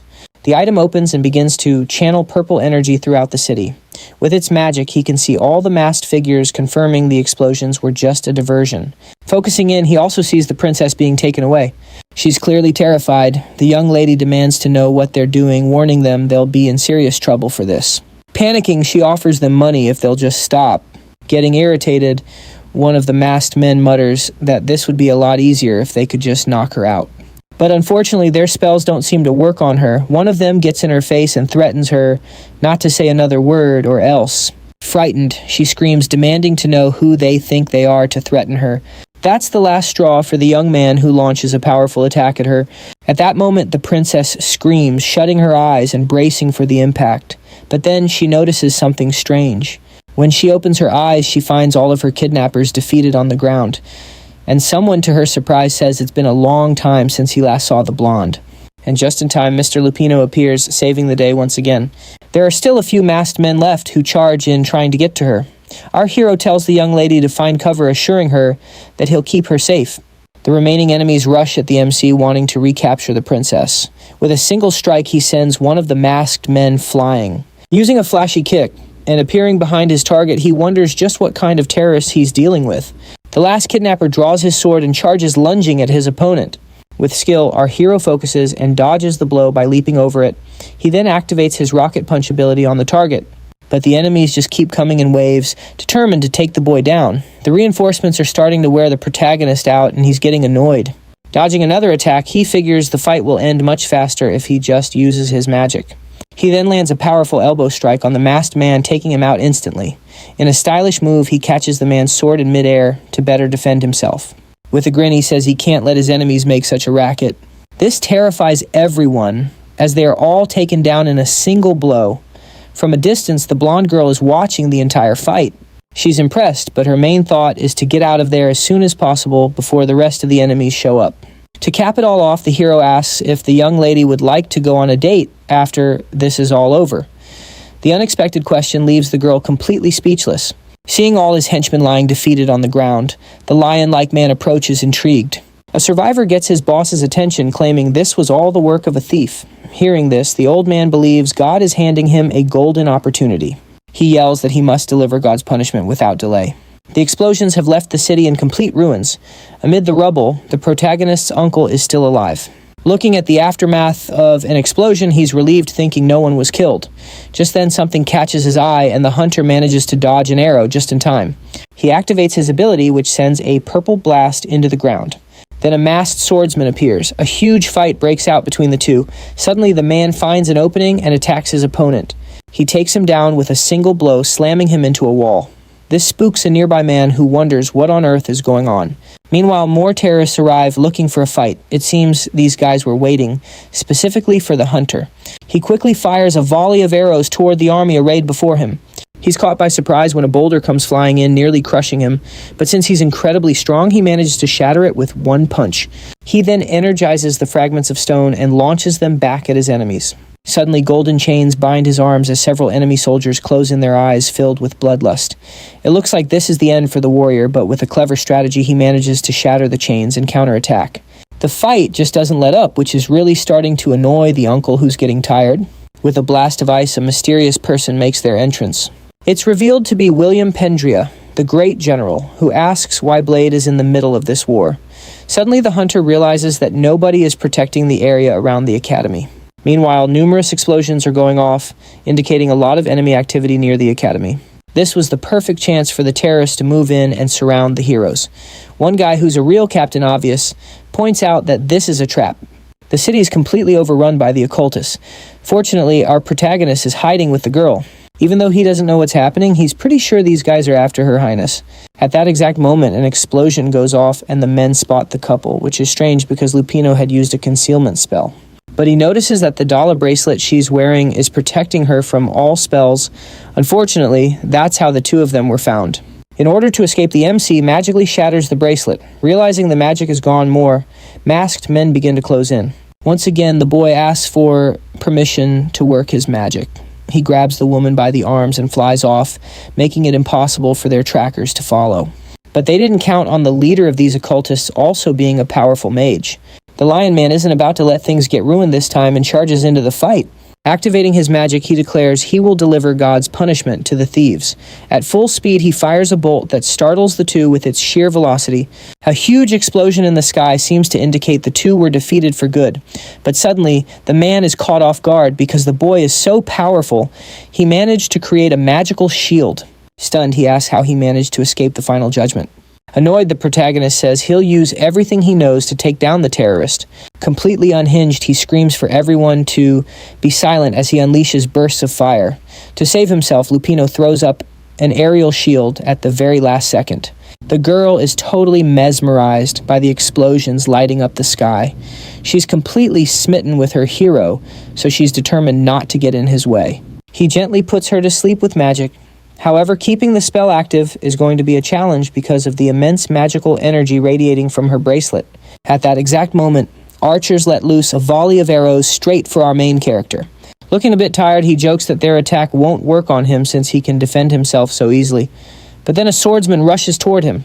Fortunately, his strike is blocked at the very last second by a magical shield. Once again, it's clear none of their attacks will work on such a skilled mage. The leader's two top lieutenants join forces to try and defeat our player. Deftly dodging, he manages to power up two shields to hold back the blow.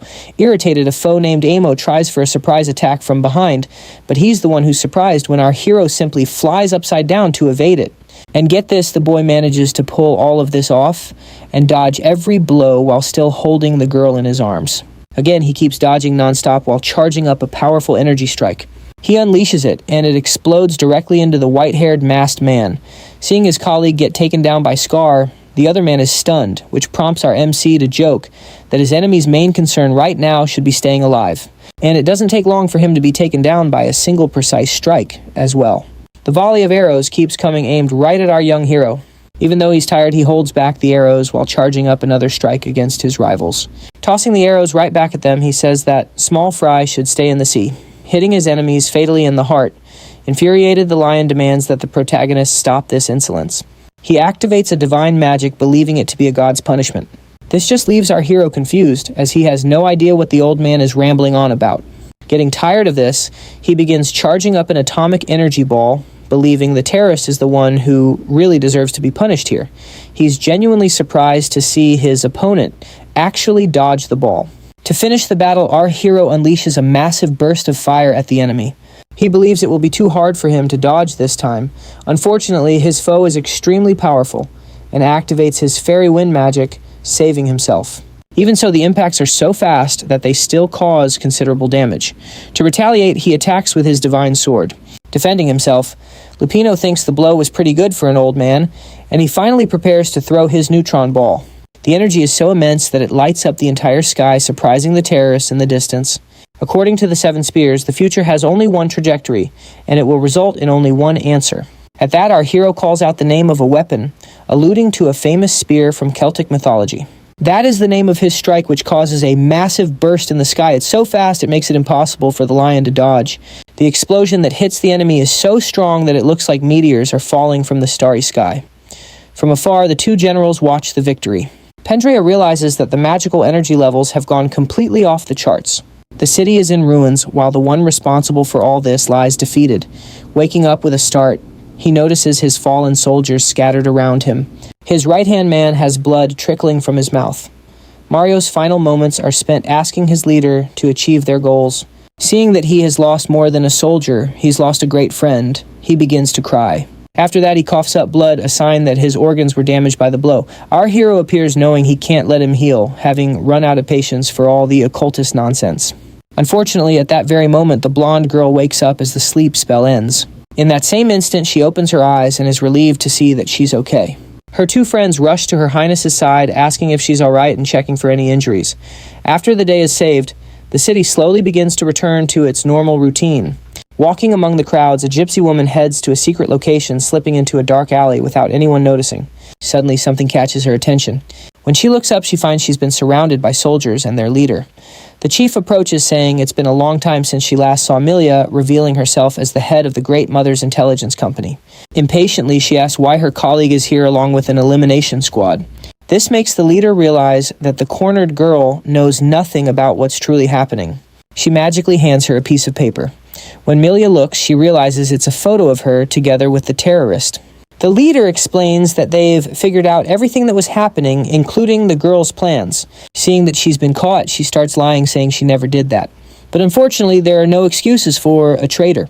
With her fate already decided, the leader orders her soldiers to attack, bidding her former colleague farewell one last time. Realizing she is about to be defeated, she screams that everyone is making a huge mistake. Suddenly, red blood begins to drip onto the ground, and the gypsy woman is brutally defeated. In fact, this was all a mistake, and the general herself was the one who was betrayed. In her final moments, she's completely bewildered, having just realized the document was a fake. It was just a piece of paper with her own face on it. The matriarch slowly approaches, scoffing at their pathetic attempt to fool her with such weak magic, before revealing that the true traitor is the head of the company. A cold smile plays on her lips as she gives the young woman one final chilling farewell, savoring her terrified screams. The terrified gypsy can only watch the brutality unfold, frozen in fear. And just like that, the position of headquarters leader is now conveniently vacant. Elegantly approaching her maid, she issues a new order. From now on, the maid will manage her barracks within the capital. The sudden promotion terrifies the young maid, who feels completely unprepared for such a huge responsibility. Refusing to entertain any doubts, the matriarch simply turns to leave casually, inviting the maid to dinner sometime. Terrified, the maid asks why she wasn't warned this was coming, but with a sadistic glint in her eye, the matriarch simply replies that she loves surprises. Later that night, the scene shifts to the Imperial Royal Palace, where after the chaos of the recent attack, the princess is finally able to get some rest on her birthday. Nearby, the prince sits quietly watching over his sleeping fiancée. He's soon summoned to a meeting with some of the capital's most important figures, including the formidable generals Blady and William Pendria. The emperor points out that Xantes, the crown prince, is late for his very first official meeting. The blonde prince offers a casual apology, promising it won't happen again. Losing patience, a general pushes for the meeting to start wanting to discuss the capital's recent plan. The strategy which used the princess as bait to capture the terrorists was a success. It turns out the only one who fell for the leaked information was the lion. However, looking at the map, they realized the cow and the scorpion were also at the scene. This raises the question of why those two showed up, given that the intel they were fed was completely fake. Reports confirm they weren't involved in the plan. They were merely observing from a distance. The head of the Adventurers Guild complains that this means the lion was the only one they actually managed to catch in their trap. After that, the terrorist apparently split his forces into 3 groups to invade a school, but mid-explanation, the prince cuts in, having spotted a figure in the sky on a monitor. He theorizes the person is using some kind of spell to distort the city's camera feeds, which explains why no one can identify the mysterious figure flying over the city. However, information relayed from the princess reveals that the boy is known as Lupino. The prince immediately recognizes the name. It belongs to a thief, responsible for a recent string of robberies across the city. He immediately wonders if this Lupino is one of the 12 constellations. His irritation grows when no one has an answer, his fear for his fiancée's safety flaring up. Tired of the bickering, the emperor orders them all to stop at once. This order only infuriates the prince, who shoots to his feet in protest. He argues back, reminding everyone that the emperor is not just his father, but also the father of Crown Princess Aurelia, whose life is at stake. Then the prince, who has a strange fixation on the number 6, storms out of the room, stunning all the generals. The emperor tells the others to let his son go, admitting the boy has a point. Still, he insists the prince needs to understand the bigger picture and stick to the plan.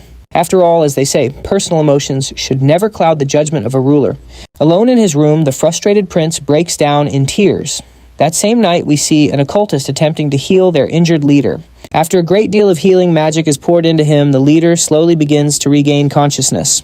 It turns out that Scar, unfortunately, was not actually defeated in the last battle. As he comes to Fernando, asks if his henchmen are by his side, slowly realizing where he is, as he hears his worried soldiers talking nearby. Recalling the bitter defeat, he asks if Mario died in the fight. Fortunately, one of his men reports that Vibrio survived. He's a little banged up, though, and has apparently been muttering about how he separated an adorable pair and sinned against the former Scar. Meanwhile, in the infirmary, the brooding young man takes off his necklace just as the scene shifts to the farmlands in the southern part of the empire. It's a peaceful region home to a grand monument known as Saint Persal, and inside the Pope is deep in prayer. However, his prayers are interrupted when he senses someone enter and he offers them a warm welcome. He sees that his late-night visitor is the elegant Saint Hillis, who is just now approaching. She thanks the Pope for seeing her so late, but he insists he couldn't possibly refuse, especially since she's just returned from a long journey.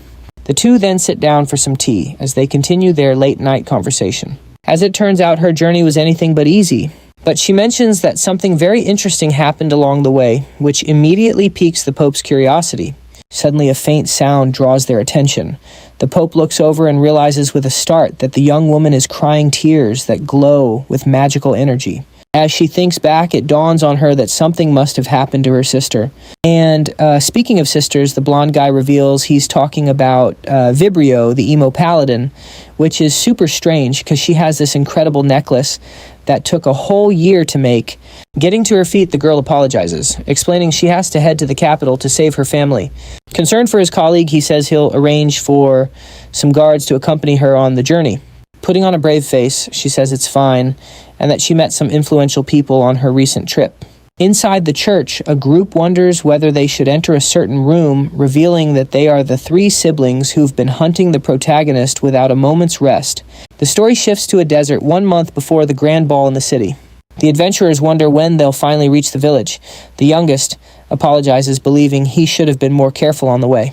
Removing her hood, the leader assures him it's all right, and that none of this would have happened if someone else hadn't gotten a bit too excited. The jab is, of course, aimed at her brother, who serves as the team's vice captain. To his credit, the boy says he has no excuses for his mistake and will take full responsibility for his actions. All the three of them want is to find a village to rest after their long journey. It has now been 10 days since they started tracking the prodigy, and they have finally gotten a lead on his location. In fact, 2 days earlier, they hired a guide to take them to the Empire's grand capital by train.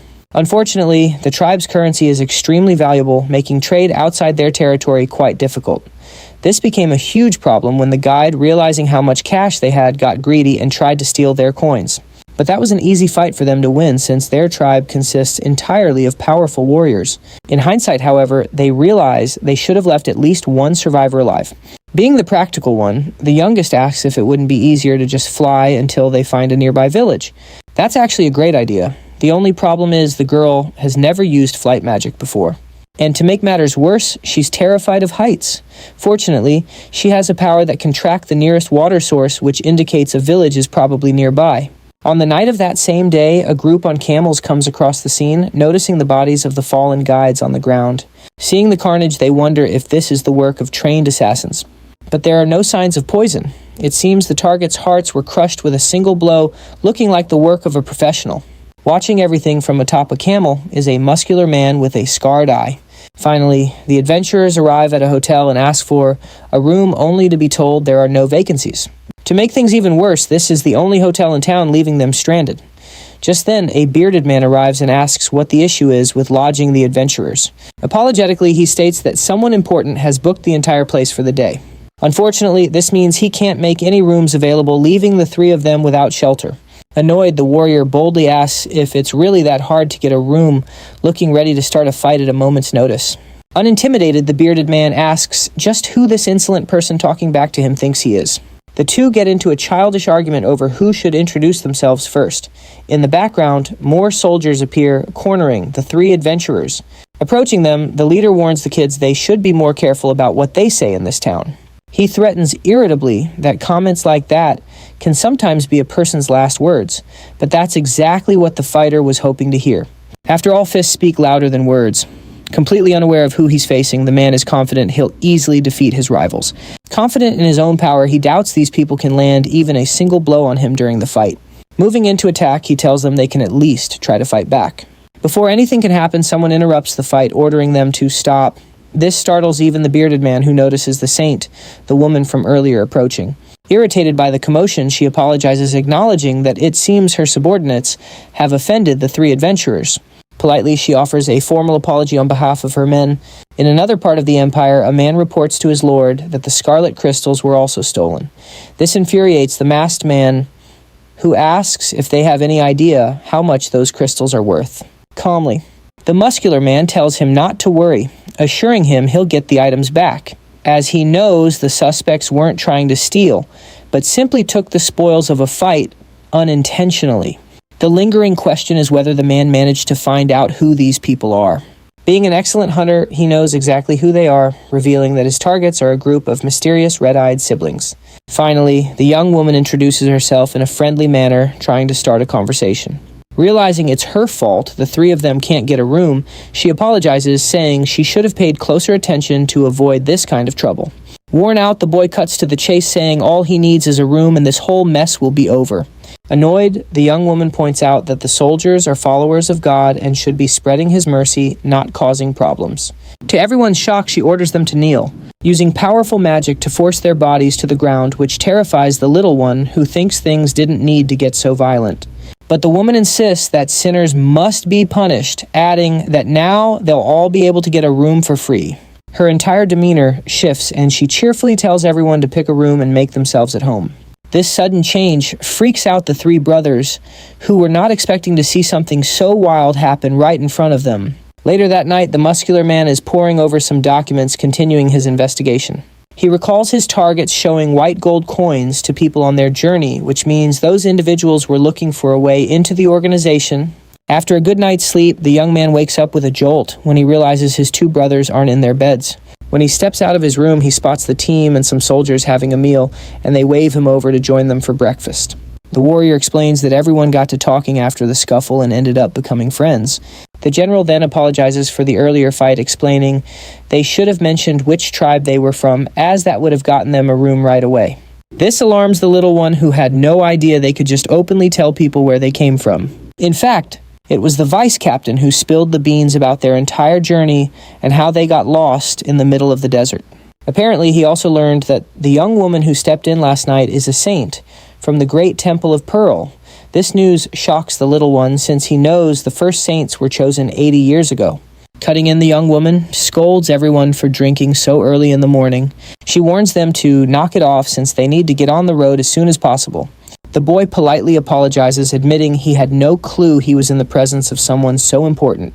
The young woman mentions she heard the adventurers were attacked by bandits during their week-long journey. She offers to let the boys travel with her group to help them avoid any more trouble on the road. Back in the desert city, a man on a camel rides up to a local and threateningly asks if he's seen anyone with red eyes in the area.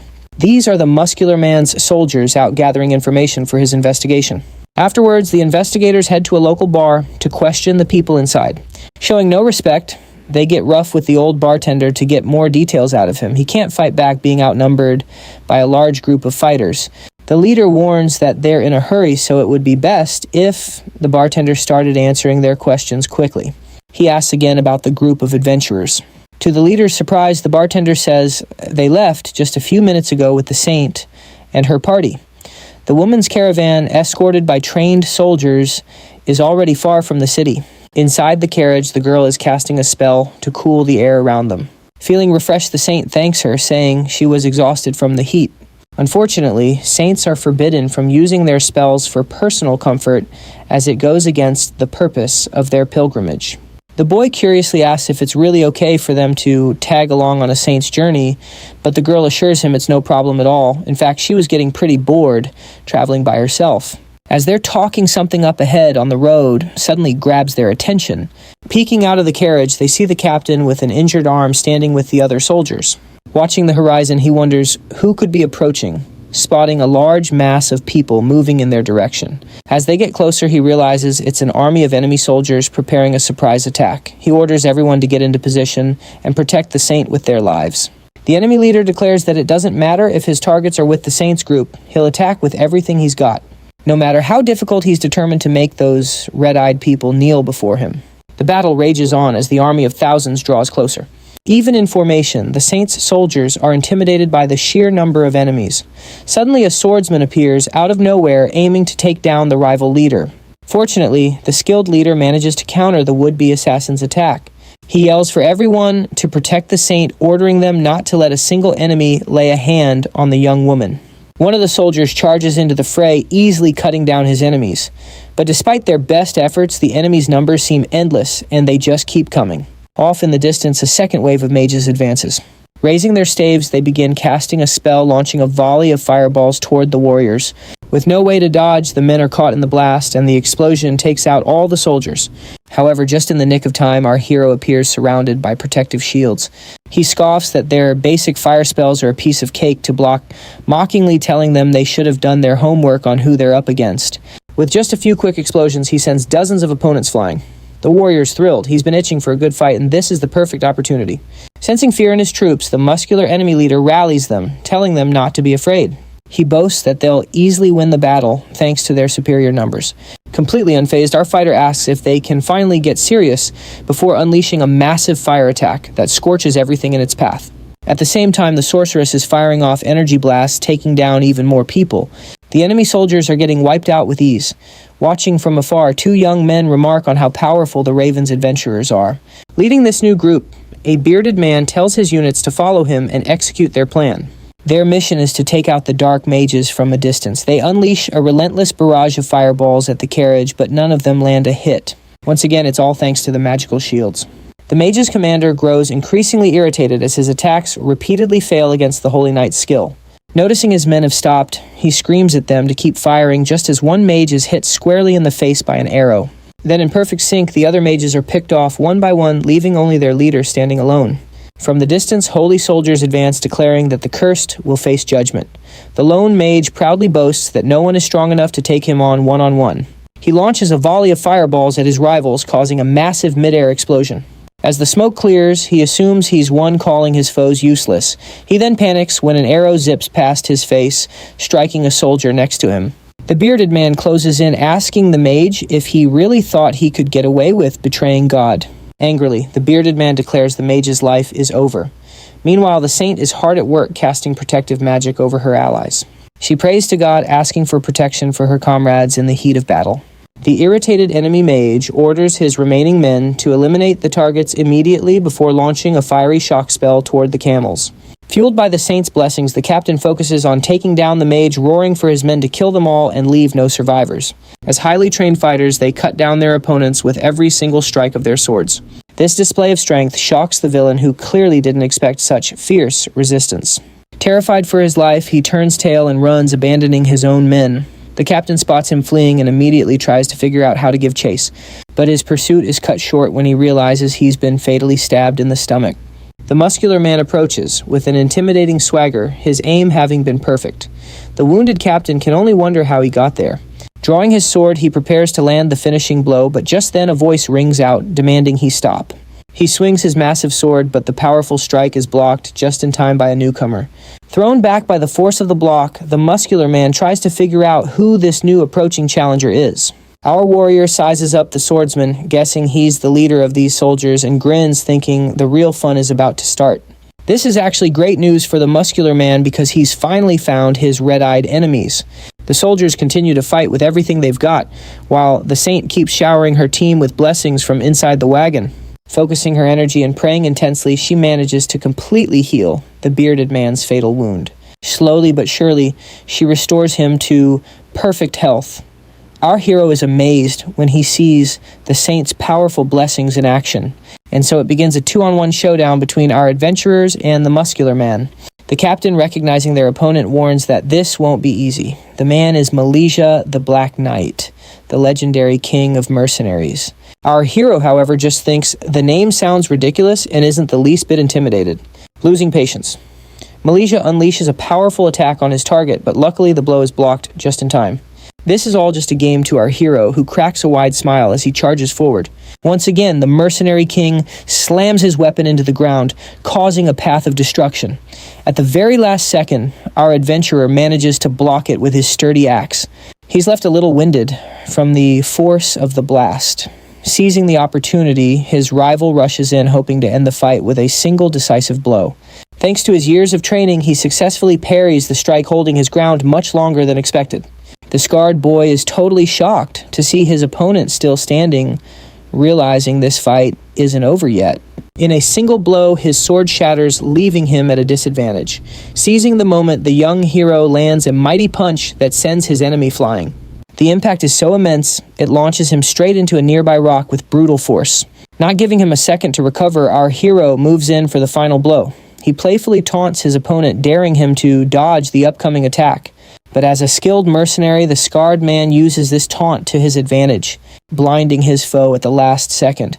This creates the perfect opening to land a solid punch to the face.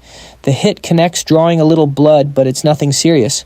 Feeling full of himself, he boasts that he can defeat anyone who stands in his way. Annoyed by the cheap shot, our hero decides to get serious, grabbing the muscular man by the arm. He lands a precise strike right on the nose, dazing him, and asks how he can still act so cocky after getting put in his place. It's then that the scarred man finally realizes his opponent is from the famous Crow tribe. Looking around, he sees he's completely surrounded. All of his soldiers have been defeated. The captain advises the guy to surrender, telling him not to throw his life away in a battle that's already lost. He glances around and sees the bodies of over 1,000 of his men strewn across the ground. Nearby, the battle by the carriage is also wrapping up with the sorceress landing powerful hits. This prompts the scarred boy to argue that the fight isn't over for either side just yet, and he begins to charge up a powerful ground-shattering attack. This creates a thick smokescreen, giving him the perfect chance to disappear and leave everyone in the dust. At the same time, a masked man sounds a horn, calling for even more reinforcements. The order is given everyone is to withdraw from the battlefield and regroup at a new location. This catches the Holy Knights by surprise. They have no idea what's going on. It looks like the enemy leader just gave up and ran away. To make sure they don't get away, he orders his knights to follow them and report back as soon as possible. Once they're safe, he checks to see if anyone was hurt, but luckily, everyone is okay. As she steps out of the carriage, the young lady looks completely exhausted from the whole ordeal. She starts chewing out her warriors, reminding them she ordered them not to get hurt. She complains that she almost died herself, since using God's blessings is incredibly draining. As night falls over the desert, thousands of soldiers are on the march. Unseen in the distance, 2 scouts are tailing them silently. They soon realize all these men are heading for the sacred city of Zarahan, where a magical tree illuminates the entire night sky. Meanwhile, in the city's corridors, the leader who fled is nervously making his way to a large manor to report what happened. As he enters, he spots the leader of the Black Mages, who also deserted the battle. He panics, realizing the mage didn't die in the fight and could easily expose his cowardice. With a single swift strike, he eliminates the man who abandoned the battle, a clear punishment for his desertion. This terrifies the other mages, who are left wondering what just happened. But the young leader warns them all that the bald man abandoned his comrades on the battlefield just to save his own skin. This leaves the bearded man speechless. He changes the subject, asking if the scarlet crystal has been found. When he learns they still haven't located it, the hooded figure erupts, yelling about how crucial the crystal is to their plans. This just irritates the leader, who tells them to shut their mouths if they can't control their tempers. He snaps back that if they want the item so badly, they can go find it themselves. He argues that while he wants it too, he values his own life more than any obligation. His answer ticks everyone off, and they ask if he has a death wish. Confident in his abilities, he dares them to try anything. As he walks out, he warns them to be prepared for the body count if they do. This infuriates the hooded figure, who asks the elder if he's really just going to let the guy walk away after saying all that. Losing his patience, the old man orders the ritual to begin immediately, even without the most crucial item. Looking down at the dead man's body, he reflects on how greed is just a part of human nature. Then he begins to flood the room with his powerful purple magic, piquing the curiosity of all his lackeys. Meanwhile, the corpse of the punished mage dissolves under the magic until only bones remain. At last, the old man proclaims that it is within this very malice that the world's great darkness resides. With a sinister smile on his face, he declares that they must all step into the darkness forever. This terrifies his followers, who beg the elder to spare them from this fate. Unfortunately, he ignores their pleas and transports them to another plane entirely. Back in the city, soldiers on watch hear a noise in the distance and wonder if something is wrong as figures approach. The approaching figures eliminate the 2 guards with ease. Silently, the infiltrators advance into the city to get a better look at what's going on. In the distance, the main group of holy knights approaches with their captain leading the charge. As dawn breaks, they continue their watch over the city, taking out more enemies along the way. The big question on everyone's mind is how these guys even found the city. However, their opponents are starting to realize they're seriously outnumbered and getting nervous. They wonder if it's time to call for backup. In the middle of the crowd, someone starts shouting that the enemy has been spotted. As they fight, the bearded man watches from afar, completely stunned, because he can't make sense of what's happening. From a distance, he notices that the one leading the charge is none other than the paladin Mario. The two sides continue to clash, each determined to emerge victorious. In the heat of the battle, someone shouts the warrior's name, grabbing his attention. As he gets closer, he sees it's Albastos, which piques his friend's curiosity. He has no idea why he's there, but they have no time to talk because another mage shows up itching for a fight. At the last possible second, the captain manages to block the staff, giving his friend an opening to counterattack.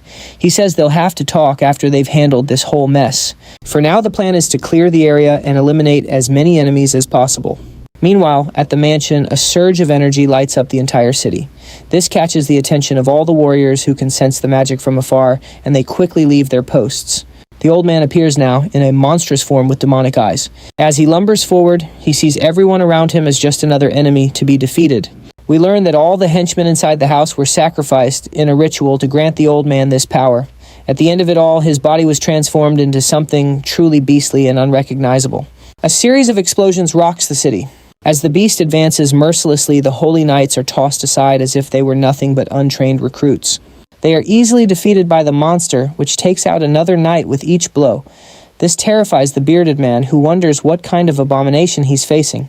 To finish the fight, it begins to charge a spell from its mouth, aiming it directly at its enemies. At that very moment, the paladin Mario intervenes and prepares a powerful attack. He manages to land a considerable blow on the old man, preventing something worse from happening. However, after being hit, the beast's body immediately begins to regenerate. The very next second, tentacles lash out and fling the young paladin far into the distance. Seeing this, the captain orders his colleague to fall back, declaring that he will fight alone. All the while, more monstrous tentacles keep sprouting from the demon's arm. Without mercy, it attacks all the holy knights, attempting to absorb their bodies. Unfortunately, many men are defeated in the process, making the battle even more dire. The tentacles are so massive they're destroying part of the city. Amid the ruins, we see all the fallen soldiers, their hope lost. The captain is among the survivors, but he's still fighting for his life. The beast closes in at full force, preparing a powerful finishing attack. Just then, the man has only a split second to dodge and survive. He closes his eyes, expecting the end, only to realize he's been saved by a magical protective shield. As she approaches, the young woman asks if he's already forgotten his promise not to get hurt again. Fortunately, it's the saintess who has appeared, saving the life of her faithful squire. Her young companion shows up as well, saying they couldn't just watch from the sidelines and came to help. Irritated, the Lord of Tentacles moves in, wanting to destroy his opponents with a single attack. In a flash, the warrior appears, slicing off the tip of one of the tentacles and preventing a fatal outcome. As he charges forward, he complains that this whole thing is really irritating and exhausting. He asks his colleague if they're even on the same team. The young mage chimes in, telling her friend to save the lecture for later because there's no time. Preparing a powerful spell, she states that she wants to resolve this problem as quickly as she can. She unleashes a firestorm toward the monster. The explosion is incredibly powerful and completely engulfs the beast, dealing heavy damage. Unfortunately, it's unbelievably tough and keeps advancing, attacking everyone in sight. At that moment, the fighter is nearly caught by the tentacles, but manages to dodge with a well-timed jump. Finding the whole fight rather amusing, the vice captain delivers a powerful strike with his axe. He is shocked to realize the monster keeps growing new tentacles right out of its wounds. Caught off guard, he is sent flying into the distance by a powerful blow. Just before he's brutally defeated, protective shields form around him, ensuring his safety. Once again, the mage channels energy into her staff and casts the spell Cutting Wind at the tentacles. However, the beast shrugs it off once again and immediately counterattacks at full speed with its tentacles. To save his sister's life, the warrior appears, slicing through half the tentacles in one swift motion. This gives the girl the opening she needs to strike back, unleashing the spell Fire Wave and causing an explosion powerful enough to obliterate the entire area. From a safe distance, the muscular man watches the whole fight, knowing he'll get to live another day. At the bar, a bald guy is complaining that his buddy got stuck with a task way tougher than he should have. And to top it off, all the paperwork was a total mess, making the kid's life a living nightmare. But the big guy isn't worried, saying his skilled friend will handle it no problem. This gets the boy thinking, believing that his own hard work will make him a general someday. Trying to forget his troubles, he chugs his drink mentally, challenging himself to see who comes out on top. Meanwhile, another man complains about getting stuck with yet another apprentice on his team. This prompts a blonde man to ask if he's still hung up on what happened in the past. He points out that it was 5 years ago, and the guilt should be long gone. But unfortunately, the man with glasses still feels like it was just yesterday. He hands over a file for an investigation into someone called the Scorpion. Reading through it, he finds it odd that the target seems weaker than the Scorpion's own follower. After some thought, he figures the target might not make it through the operation, but he seriously states he's prepared for that kind of tragedy and will see the mission through to the end. A warrior knocks on his friend's door, telling him it's time to eat. When he enters, he's surprised to find the room empty. Then he spots something interesting on the desk. Meanwhile, our protagonist has gone to a library where he's already irritated with a manager who looks like an executioner. That same manager shows up sarcastically commenting that his employee must have nothing to do, showing up so early. His first assignment is to tackle a massive pile of books. The task, organize everything by age and write out each slip by hand. In what feels like no time at all, the work is done, surprising the old man yet again. Full of energy, he asks if there's anything else to do. The manager's response now, he needs to organize them by neighborhood. To prove he's up to the task, the protagonist says he'll finish it in a flash. Time ticks by as our MC grinds through the work, fuming with every passing moment. A few hours later, the boy finishes yet another task, hoping he'll finally be left alone. To make things even worse, his next job is to list everyone who died this year and cut their names out of the records. This mind-numbing work is driving him crazy because he knows how unfair it is. At the end of his shift, he bolts out of there, cursing the manager under his breath for all the other tasks he still needs to finish. He pulls an all-nighter to get them all done. In the background, a mysterious man is watching him. After a long day, he heads to a tavern to unwind. He casually says a code phrase which immediately gets the bartender's attention. Going inside, he finds the gypsy girl hanging around his room again. The two clearly know each other as the girl comments on how long it's been. Once inside, he asks her for some information on his target. On his way home, the sorcerer thinks to himself that he can't keep this job if things continue like this. Just then, he spots his target leaving a bar carrying a briefcase. As he gets closer, he remembers that his gypsy friend secretly works at that very same place. When he gets to work the next day, the pile of papers has more than doubled, setting him up for an even more exhausting shift.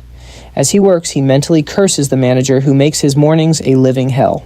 Feeling malicious, he starts plotting a way to get back at the manager for putting him through all this. Putting his plan into action, he asks if a coworker wants some tea. While making it, he realizes he can brew enough for all the employees. He secretly summons a magical flower that causes stomach aches. Playing the part of the friendly coworker, he returns to the room and hands out the drinks. He saves the special contaminated cup for his manager. Completely unsuspecting, the manager drinks the tea and suddenly coughs up a spray of red liquid, terrifying everyone in the room. The employees rush over calling for a priest as their boss collapses.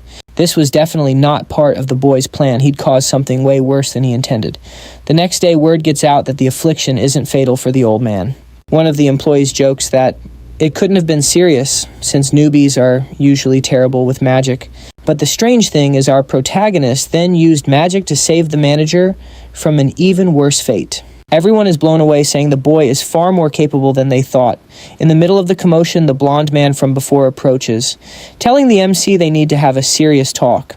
The group makes their way to the headquarters of the Order of the White Knights. At forensics, they found the plant inside the manager's stomach. The boy is brought in for questioning and asked if he was the one who caused the stomach pains. Analyzing a sample, he realizes that whatever they found is not what he put in the tea. Plus, some witnesses mentioned the vomit was red right after he drank it. Getting nervous, he asks who would do something like that. In disbelief, the interrogator demands a confession, just as someone bursts through the door. Frightened, the two friends insist that no one is to blame. A captain appears apologizing for his subordinate's rude behavior. Ironically, the man is rude, telling our hero to scram and not get in the way. Still, he eventually thanks the MC for saving the office manager. Unfortunately, protocol is protocol. He says the investigation has to continue and asks for the MC's cooperation. He reveals they also found something else suspicious in the stomach. Something even worse. an herbal morphine that was part of the mixture. Realizing he's been caught, our hero scrambles to think of a way out of this mess. To the man's complete shock, he admits his guilt. He then explains that he's been incredibly stressed lately because of his boss's behavior. He confesses to the blonde investigator that the whole thing was just a little revenge. He explains that he brought the herbs from his home in the mountains where he used them for his alchemy studies. It dawns on the investigator that the MC's alchemy skills are what saved the manager's life. Even so, he can't let him leave the premises just yet. So he makes a counteroffer, give him just 1 day to find the real culprit behind the crime. This audacious claim stuns the captain, who can't believe a mere trainee could pull off such a feat. However, our hero explains that the poison used has a very slow reaction time. Catching on, the blonde asks how that's possible. The MC explains that the poison was encased in a way that the stomach would only absorb it after several hours. Basically, he can find the culprit by narrowing down the list of people who had the opportunity to do it within that time frame. He confidently reassures the man that he already has a solid lead. As soon as he's released, he makes a beeline for a local tavern. He remembers that he has Big Mama's map, which includes the locations of all her subordinates, giving him a way to contact them. He recalls seeing the manager visiting one of these very locations just the other night. As he's standing in the cold, right outside the door, a soldier appears and tells him to get inside already. Turns out he's a lieutenant from the Order of the White Knights, assigned by the captain to tag along. Looks like our hero has an unwanted partner for this investigation. The unlikely pair share a look before steeling themselves to head inside and get the operation underway. Once inside, they start scoping the place out for any potential suspects. A friendly waiter approaches and asks if they'd like a drink. The MC walks up to the bald waiter and says a secret code phrase, immediately getting his attention. He says he's in the mood for a charcoal-roasted suckling pig. The waiter gets the message loud and clear and tells them to follow him to a more private area. Wondering what's going on, so is the lieutenant. He's clearly suspicious, but he decides to follow his new partner's lead. The waiter leads them into a back room and tells them to wait. Moments later, a mysterious woman enters and is visibly startled to see the protagonist. She takes a closer look and realizes he's an old friend from her school days, but she knows she can't let on that she recognizes him. Our hero gets a feeling of déjà vu. He's certain he's seen this woman somewhere before. To begin the ritual, she asks what information they're looking for. He cuts right to the chase. He wants to know who deals poison in the capital. His request startles her, but she composes herself and begins the magical ritual. She mentions that she was under the impression a certain man had stopped training disciples who could provide that kind of information. The price for this information is 2 gold coins. Thinking fast, our hero turns to his new partner and asks him to cover the bill. He tries to get her to put it on the Order of the White Knights tab, for the good of the operation. Unfortunately for him, she has a strict payment upfront policy. To make matters worse, he notices the list of names she's creating is being written in permanent ink. The MC argues that this is a necessary expense to find their culprit, noting that in the entire capital, only 36 people have the skill to handle this poisonous herb. Unfortunately, due to the herb's toxicity, a divination spell like this one won't last for long. When he cross-references the list with people who were near the manager, the number of suspects drops to just 3. The remaining suspects are a mage named Capel, a masked man named Dwen, and an old acquaintance Baron. With their targets identified, it's time to pay each of them a visit. The duo heads to the first location, a laboratory, and promptly breaks down the door. A long-haired man inside looks up completely furious and demands to know what's going on in his study. Without missing a beat, our hero flashes an insignia claiming they're from the Order of the White Knights. This sends his lieutenant partner into a silent panic as he realizes the MC must have pickpocketed his crest. He explains they've received a tip that illicit substances are being manufactured in this workshop. The man insists he's innocent, but the protagonist declares they still need to search the entire room anyway. The crime of manufacturing illicit substances is one of the most severe in the capital, carrying a prison sentence of more than 10 years. Noticing the lieutenant is just standing there like a lump on a log, the MC orders him to start helping with the search. The two get to work searching every nook and cranny for anything suspicious. Our hero knows that to use this poison correctly, the culprit would need a large quantity of troll digestive juice. As he scans the room, he realizes something crucial. There's no way to magically hide the potent smell of that particular ingredient. While investigating, a scientist approaches, clearly trying to cover something up. Getting suspicious, our hero asks him to step aside to see what he's hiding. The bald man claims the suspect can't flee the city and will be arrested soon. His friend replies there's no need to worry, as their master gave them new identities. Suddenly, mid-sentence, the protagonist appears behind him by surprise. Without giving him any chance to retaliate, the boy lands a powerful kick that sends him flying. Seeing his friend defeated so easily completely spooks the preppy guy, making him extremely nervous. In the next moment, he's tightly bound by tough ropes. The annoyed MC approaches, announcing his new name is the Reaper of Ashes. Paying close attention, he notices the prisoner has a golden crest hidden in his clothes. When he pulls it out, he's absolutely shocked to learn the insignia's origin. Some time passes and a man is seen watching the horizon. Sitting in her chair, Scorpion asks her friend why he's so on edge. Irritated, he says she's the reason he's like this because he had to clean up her mess to save her from defeat. In reality, it was our hero who left clues that caused all these problems. He stands up stating they need to part ways to avoid any more arguments like this. Not wanting to lose their partnership, she asks what it would take to get all the investigators off their backs.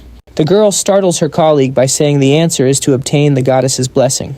Unfortunately, a man named Lupino stole that item and has yet to be found, which she says is terrible news. The girl declares she will take care of the debt her friend left on her tab. She leaves before the argument can end, leaving her friend shouting in frustration. Meanwhile, the Reaper is scoping out the mansion of the great Marquis Valtini. He remembers being told that this was the man who ordered the attack on the office manager. The nervous preppy guy insists he was just following orders and fearfully begs to be set free.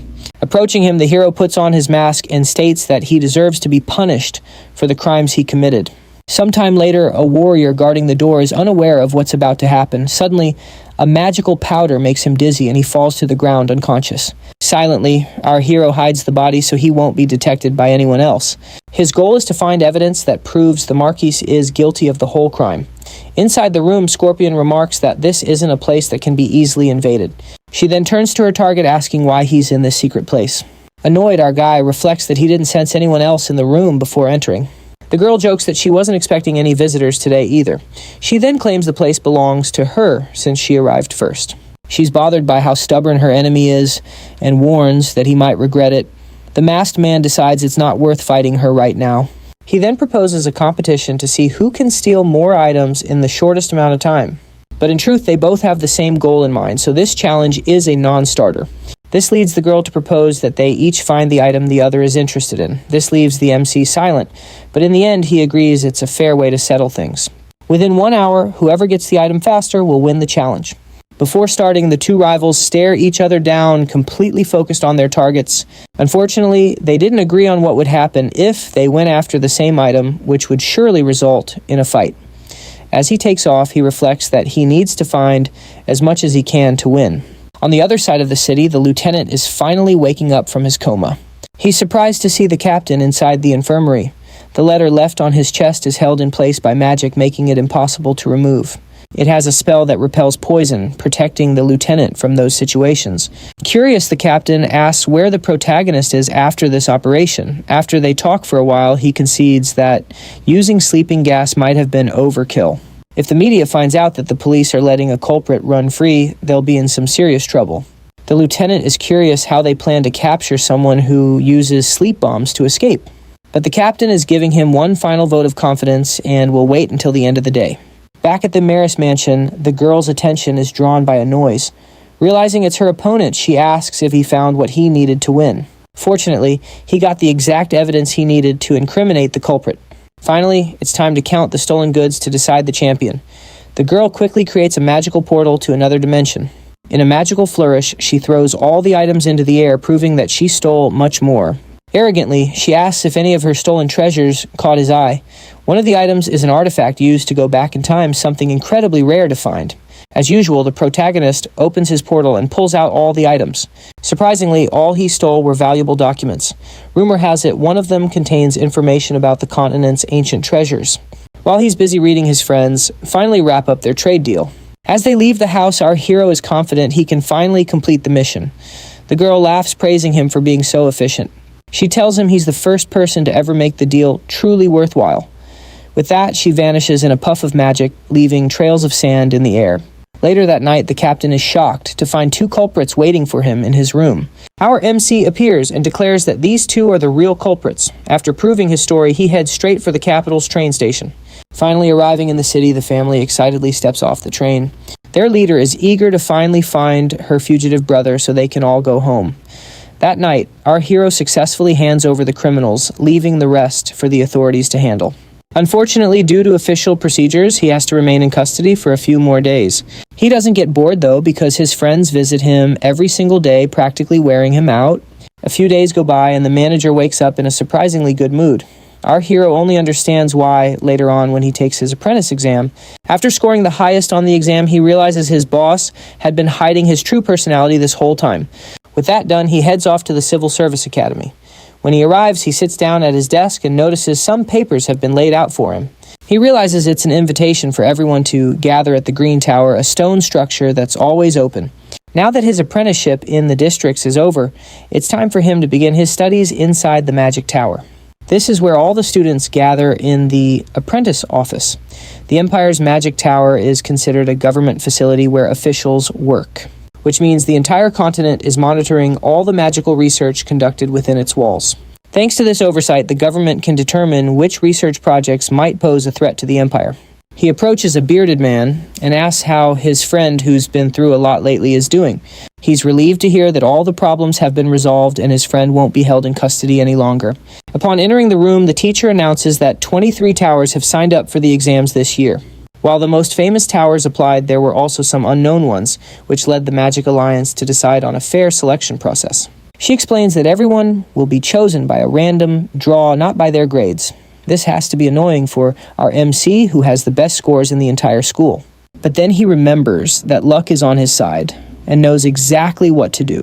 In fact, he reveals he can see what's inside the box using his clairvoyance magic. He chooses the Scarlet Tower, one of the most important towers in the capital, known for its fascinating inventions. His friend is next, and he says he's been dreaming of this moment. Sometime later, we see the three siblings approaching another location. The leader wonders aloud if the mansion her uncle lives in isn't a bit too big for just one person. Feeling impatient, the warrior starts to head inside, not wanting to waste any more time in the city. Hilariously, the guy breaks the gate just by trying to push it open. Just then, a loud noise grabs their attention as they see a burst of energy forming nearby. From the energy burst, several soldiers emerge and quickly surround the adventurers. The captain is instantly irritated and demands to know who these people are that just broke his gate. Startled, the young man explains that he's from the Crow tribe and is just trying to find his uncle. In the middle of the chaos, he explains that he broke the gate by accident. Finally, a butler steps in and asks everyone to lower their weapons, calming the situation. Turns out the message about their arrival was so delayed that they forgot to notify the city. Night finally falls on the bustling capital. In a dark alley, a masked man waits for an associate to arrive. The person who arrives realizes their presence was detected even though they were completely hidden. His reason for being in the capital remains a mystery. As he hands over a scroll, the muscular man says that if the experiment is a success, they'll build statues in his colleague's honor. He claims that if his tests work, he will be reborn better than ever. The man then removes his mask, revealing his face, as he wishes him good luck on his journey. Our story now shifts to the Great Scarlet Tower, where a teacher congratulates all the new students. Even though it's only a 1-week program, he promises they will learn a great deal. He gives them one crucial piece of advice: don't touch anything you're unfamiliar with in the rooms. Just then, the MC gets annoyed after realizing he's going to be punished for being 10 minutes late to the meeting. He also explains that he had some other things to take care of, which is why he was late on the first day. On top of that, they weren't allowed to speak, which racked up even more penalties for both of them. He starts thinking that the nightmare he had must have meant something in this place. He's just hoping everything will go according to plan. The main problem is the high chance of bumping into his uncle in the hallways. His strategy is to get the worst grades out of all the apprentices so he can fly under the radar. The tour of the tower continues, and next up is the room where they store all the magical devices. This is apparently the most popular room for students working on their projects. The mage gets annoyed when he spots one of the apprentices already messing with things they shouldn't be. Sizing the man up, he notes that he's very bossy, but that's exactly what the job calls for. The next room is called Chimera, the pride and joy of the tower. In here, they study life in order to understand the future and the past. Inside a cage, you can see a real live chimera just resting. Pausing to think, he realizes this place is basically a zoo, just like in his past life. After the tour wraps up, the teacher heads toward a mysterious door. He knocks and asks the master if he can come in. He apologizes for bothering him while he was busy. This man is the tower master, and he asks who's in charge of the Chimera room. Luckily, the one in charge of that room is Edward, who knows a thing or two about the experiments. The old master's concern is that the creature is growing way faster than it should, and they need to get it under control before it's too late. He hears they're doing nothing to stop it, which makes him thoughtful for a moment. He then admits he really called his friend to ask a personal question. Showing him a document from his library, he asks him to take care of a small favor. Back in the classroom, our hero knocks over another important-looking device, totally freaking out the other students. This is super weird because he's making mistakes he never used to, though he insists they were just accidents. At the end of class, the MC pulls a secret card out of his pocket. A closer look reveals it belongs to someone else. It was probably stolen.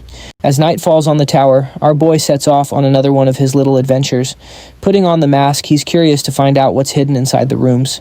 With the card, he gains access to a secret room. He gets hyped when he spots a magical rune that's incredibly rare on this continent. He murmurs that he's never seen anything like it and that he has to save it for later. Suddenly, something catches his attention, forcing him to hide quickly. To his amazement, he spots his teacher moving the chimera in the dead of night. A little while later, the teacher heads to the master's room to deliver what was requested. He's shocked to find the room empty with only a magical rune left behind. Finally, the old man arrives quietly to continue his research on the winged lion experiment. He begins to read a scroll with intense focus, not explaining anything to anyone. Suddenly, the rune starts to affect the teacher. He panics, shouting that his body is going through some kind of transformation. Seeing this, the sorcerer thanks him for unwittingly offering his body up as a test subject. The chimera is also undergoing some transformations. Because of this, the man will be able to become even more cunning. While all this is going down, our masked hero appears delivering a solid kick to the innocent man. It's revealed that a girl had been tailing the teacher before the ritual even began. She'd been cleverly hiding behind a window, watching everything and finding it very strange what they were up to inside the Master Mage's room. Observing the diagram on the floor, she realizes it's a dark magic spell they're about to use. After seeing the whole scene play out, she jumps in to fight, but she can't easily take the man down. The old man is startled by the masked figure's sudden appearance, which completely ruins his entire plan. She approaches and asks what the Master Mage is doing in his own room with these twisted experiments. Angrily, she demands to know why the teacher had to be sacrificed for this. Energy keeps pouring out of the paper, causing more transformations all around the room.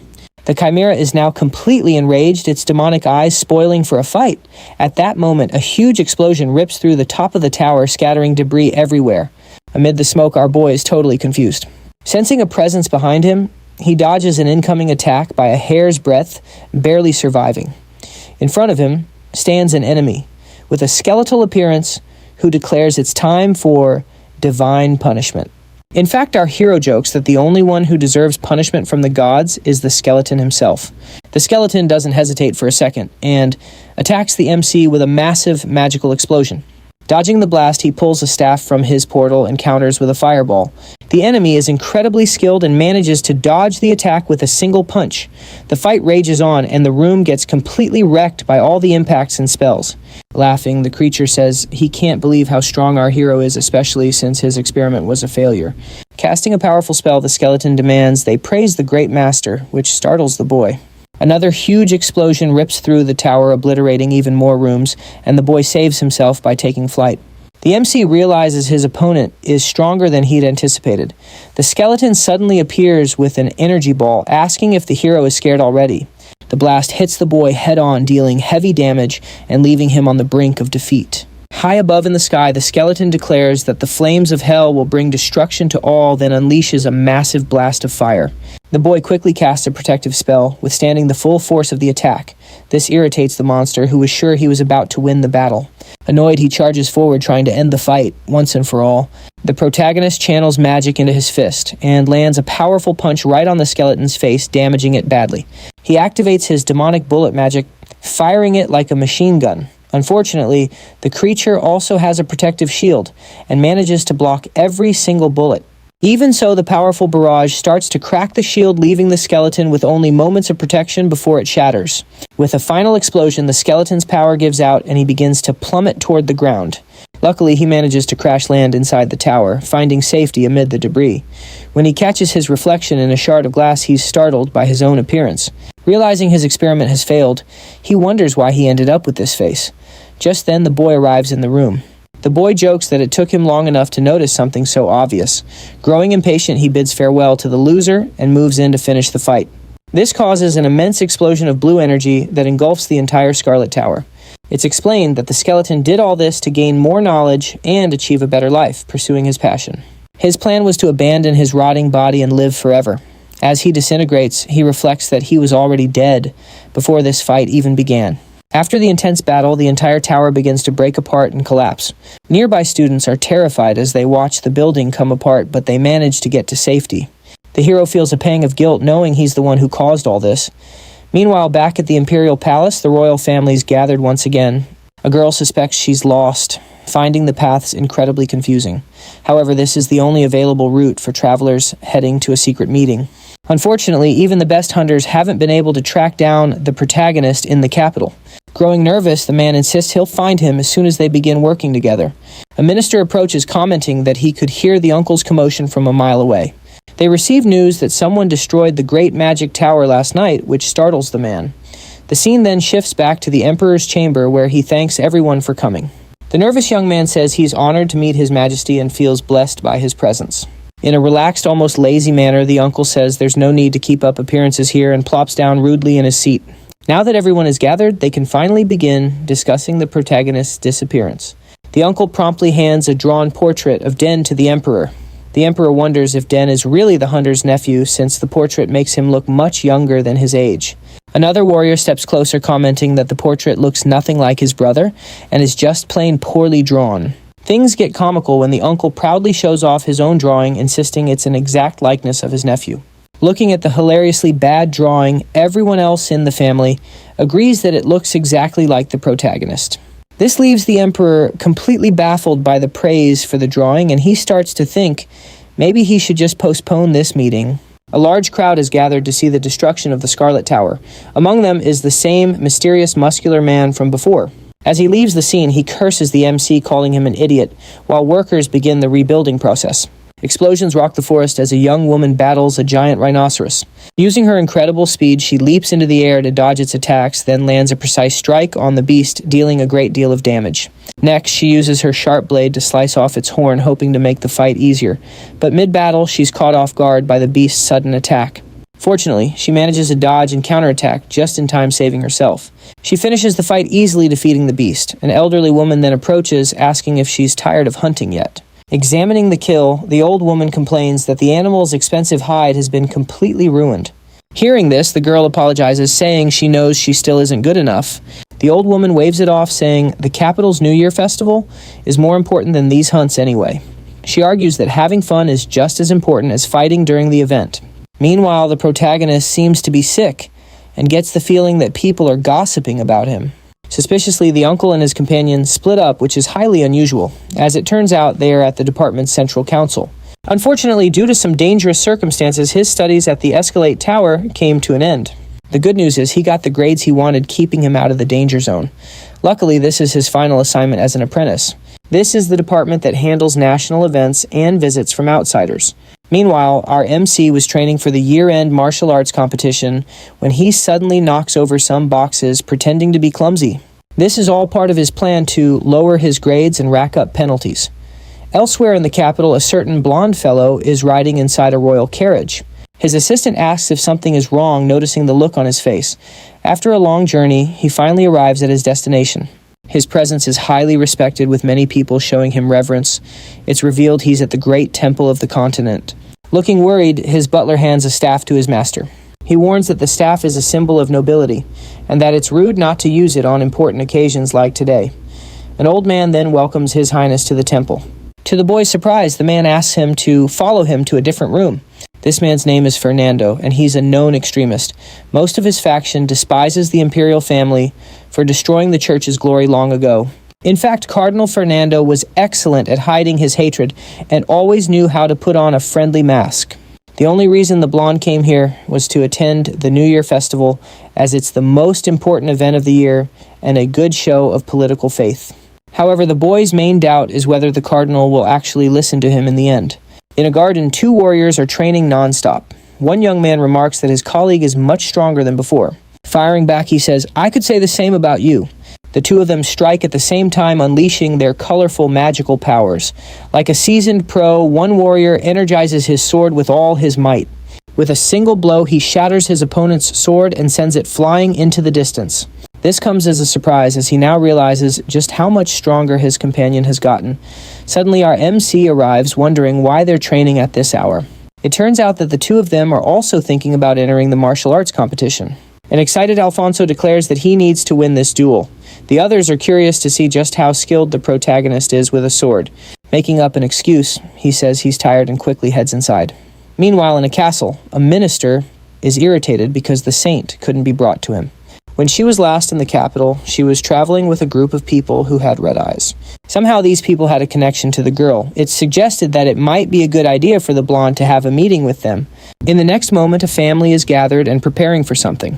A person is in a vegetative state in a wheelchair when a nurse suddenly appears, calling out the name Vibrio. Overcome with sadness, the girl begins to cry. She says it took far too long to save her colleague, admitting she feels incredibly guilty for not being there when he needed her.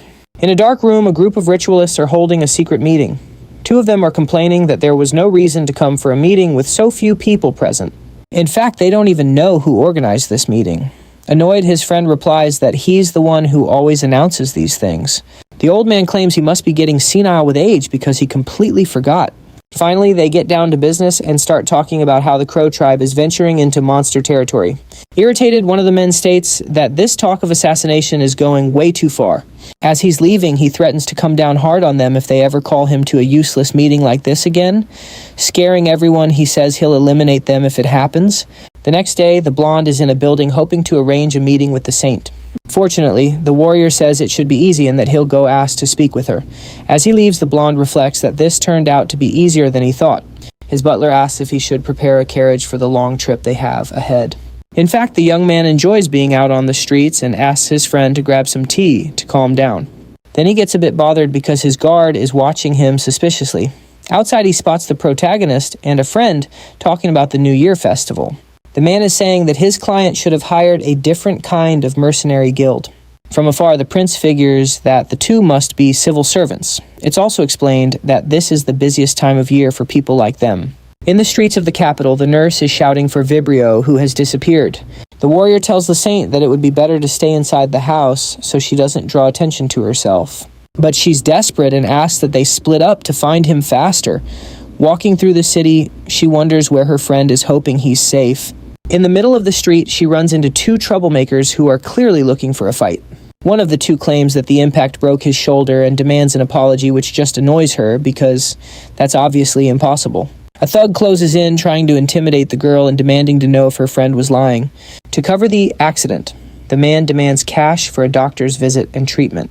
Unfortunately for him, the girl is devout and doesn't carry any cash. Strangely enough, the bald guy says he'll accept something else instead. Seeing this, our protagonist steps in to save the girl, pointing out that the shoulder isn't actually broken. In response, the thief pulls a knife on our hero. Discreetly, our hero slips a very valuable gold coin into the man's hand. He did this to avoid a public fight and revealing his powers to the whole city. The bald man is left completely confused when he's told they should leave and that everything is settled. Our protagonist politely checks on the girl to see if she's okay after that whole ordeal. The two share a strange look before continuing their conversation. Meanwhile, we see Vibrio standing perfectly still, staring at a tree in the forest.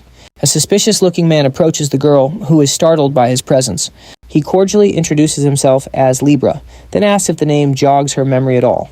Unfortunately, it doesn't ring a bell, and she asks what the masked man wants. He reveals he's actually there to give her a tip, which catches her by surprise. He warns her to leave the temple, telling her that if she stays, she won't be able to handle things on her own.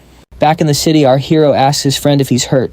He suddenly spots the folder in the man's arms and realizes he's a civil servant. The MC gets nervous and clarifies that he's not a full-fledged one yet, just an apprentice. A worried warrior rushes up to his saint, reporting that they've spotted the paladin Vrio in the city. This leaves our protagonist baffled since he was sure he'd already defeated her. Fortunately, they clarify that the girl was just out for a calm walk. He apologizes for interrupting their conversation, but is surprised to see the MC has completely vanished. Turns out the warrior had noticed our guy slipping away from the scene. This leaves the girl sad, wishing she could have at least asked for her savior's name. Meanwhile, our hero nervously thinks that getting mixed up in the affairs of important people will only bring him trouble. All he wants is a quiet life as a civil service worker. Over at the castle, the young man is startled to learn that the prince has requested to see the great saint. Apparently, the prince seemed desperate, but their family has been explicitly warned to stay out of the Empire's political drama, which makes everything more complicated. The bad news is a knight has already sent a warning letter to the girl, messing everything up. As soon as she receives it, a formal invitation to the castle is sure to follow. At that exact second, the door opens, and the girl herself walks in asking if she's late, leaving the two siblings a nervous wreck. The city is bustling with people for the New Year's celebrations. A very important figure is stepping out to address the crowd. The saint reveals herself, wearing a crown to bless everyone. From inside a room, the blonde man watches this scene unfold with excitement. Unfortunately, terrorists are watching everything from afar, plotting their attack. The main question on their minds is how to stop Libra's plans. It's revealed that his target is none other than the city's great saint. This makes the New Year's festival the perfect opportunity to achieve that goal, which means stopping him is even more critical, because the girl plays an important role in their plans. They warn that if the saint dies, another woman will die as well. In fact, many more people will end up sacrificing themselves just to protect her. A huge crowd has gathered in the capital stadium, buzzing with excitement for the arena battles. The match kicks off at full speed as two warriors duel. The fight is fierce, with Lee dodging and counterattacking in equal measure. Her opponent is fast, but all her training is paying off as she deftly dodges yet another attack. She uses that opening to knock out her opponent and win the fight. The boy's family is overjoyed that he managed to secure another victory. From here on out, the boy will advance to the next round and collect his prizes. Alice shouts that the prize money from the fights will go toward the birthday party. Alfonso shows up, warning that the next competitor is incredibly skilled. Inside the competitor's barracks, someone says the boy fought well. A redhead appears, joking that his opponent is a little too humble. On top of that, it's explained that the girl he'll be facing is the #1 favorite to win the whole tournament. Her name is Rose, from the lineage of the White Armor Blood Warriors. As it turns out, neither of the two girls knows of this supposed competitor, and they both fall silent. The older sister asks why the young man isn't with the other competitors. He nervously admits he got caught using magic during the preliminaries and was disqualified. This really irritates his sister, who starts calling him all sorts of names. Suddenly, their argument is cut short when the next round among the warriors is announced. In one corner is the rookie warrior Lisbon. His opponent is last year's tournament champion, the Great Rose of the Blood Warriors. Noticing her opponent is nervous, the girl reassures him, saying there's no need for that. She suggests he just have some fun with the fight. Laughing, he tells her that's not really an option right now. Hearing this, the girl says she'll just have to entertain herself and get serious then. She slams her axe into the ground, sending debris flying everywhere. She's actually surprised to see her opponent is still standing after that. Impressed, she compliments him on his skills. Up in the stands, their friends are shocked by how dangerous the fight looks, especially the redhead who's worried sick about her brother. The fight is relentless, and our warrior seems to be struggling. The girl casually remarks that he's pretty good for a rookie. Then, trying to end it quickly, she unleashes a blow that he barely manages to block. Even though he blocked it, the force of the impact sends him flying. Showing no mercy, she charges in again, trying to end the fight as fast as possible. Luckily, all his training pays off, and the knight manages to dodge another attack. This really starts to annoy the girl, so she decides to stop playing around and get serious. The same goes for the boy, who focuses on dodging and looking for an opening to counterattack. Seizing a golden opportunity, he rushes the redhead and lands a clean hit. She's shocked to realize he got her right in the face. Across the arena, the boy is exhausted but still on his feet. Annoyed, she cryptically asks for her opponent's name. After he tells her, she compliments him, saying she likes his fighting style. Activating her scarlet magic, she declares that she'll remember his name. This makes him even more nervous, but he knows he can't give up now. He pushes forward, determined to win the fight and be crowned the festival's champion. Meanwhile, his opponent is perfectly calm, confident she can win with just one more attack. The two lock eyes as the intense fight rages on. Suddenly, the boy's sword is knocked from his hand, leaving him completely defenseless. Seeing that he's been disarmed, the girl asks if he's ready to call it quits. After all, she points out, the winner has clearly been decided. Unable to argue, the warrior concedes defeat, much to her relief. Pleased with her victory, she says it was a good match. They shake hands, both agreeing it was a great fight. The crowd is surprised by this touching display of sportsmanship. A new round is announced as the masked man continues to watch from the shadows. Finally, it's time for the great saint to present the award to the winner. During the celebration, the girl congratulates the warrior on their match. Hidden in the crowd, the mysterious man keeps watching, waiting for the perfect moment to enact his plan. Just then, a blast of energy comes hurtling toward the stage at full speed. The redhead leaps into action to protect the holy woman, but the crowd panics, scrambling to save the saint. From a distance, the masked man watches through the smoke as his plan unfolds. Fortunately, Rose is powerful enough to fend off the attack, which infuriates the old man who sees his plan falling apart. To even enter the tournament, our protagonist had to submit paperwork at the temple. Suddenly, a loud noise signals the end of the final round. Back in the arena, everyone is on edge, worried about the danger to the saint. As the crowd flees in terror, the old man continues channeling energy into his staff, creating a massive mud pit right in the middle of the chaos. The magic also conjures a great blue fire that seems to empower its user somehow.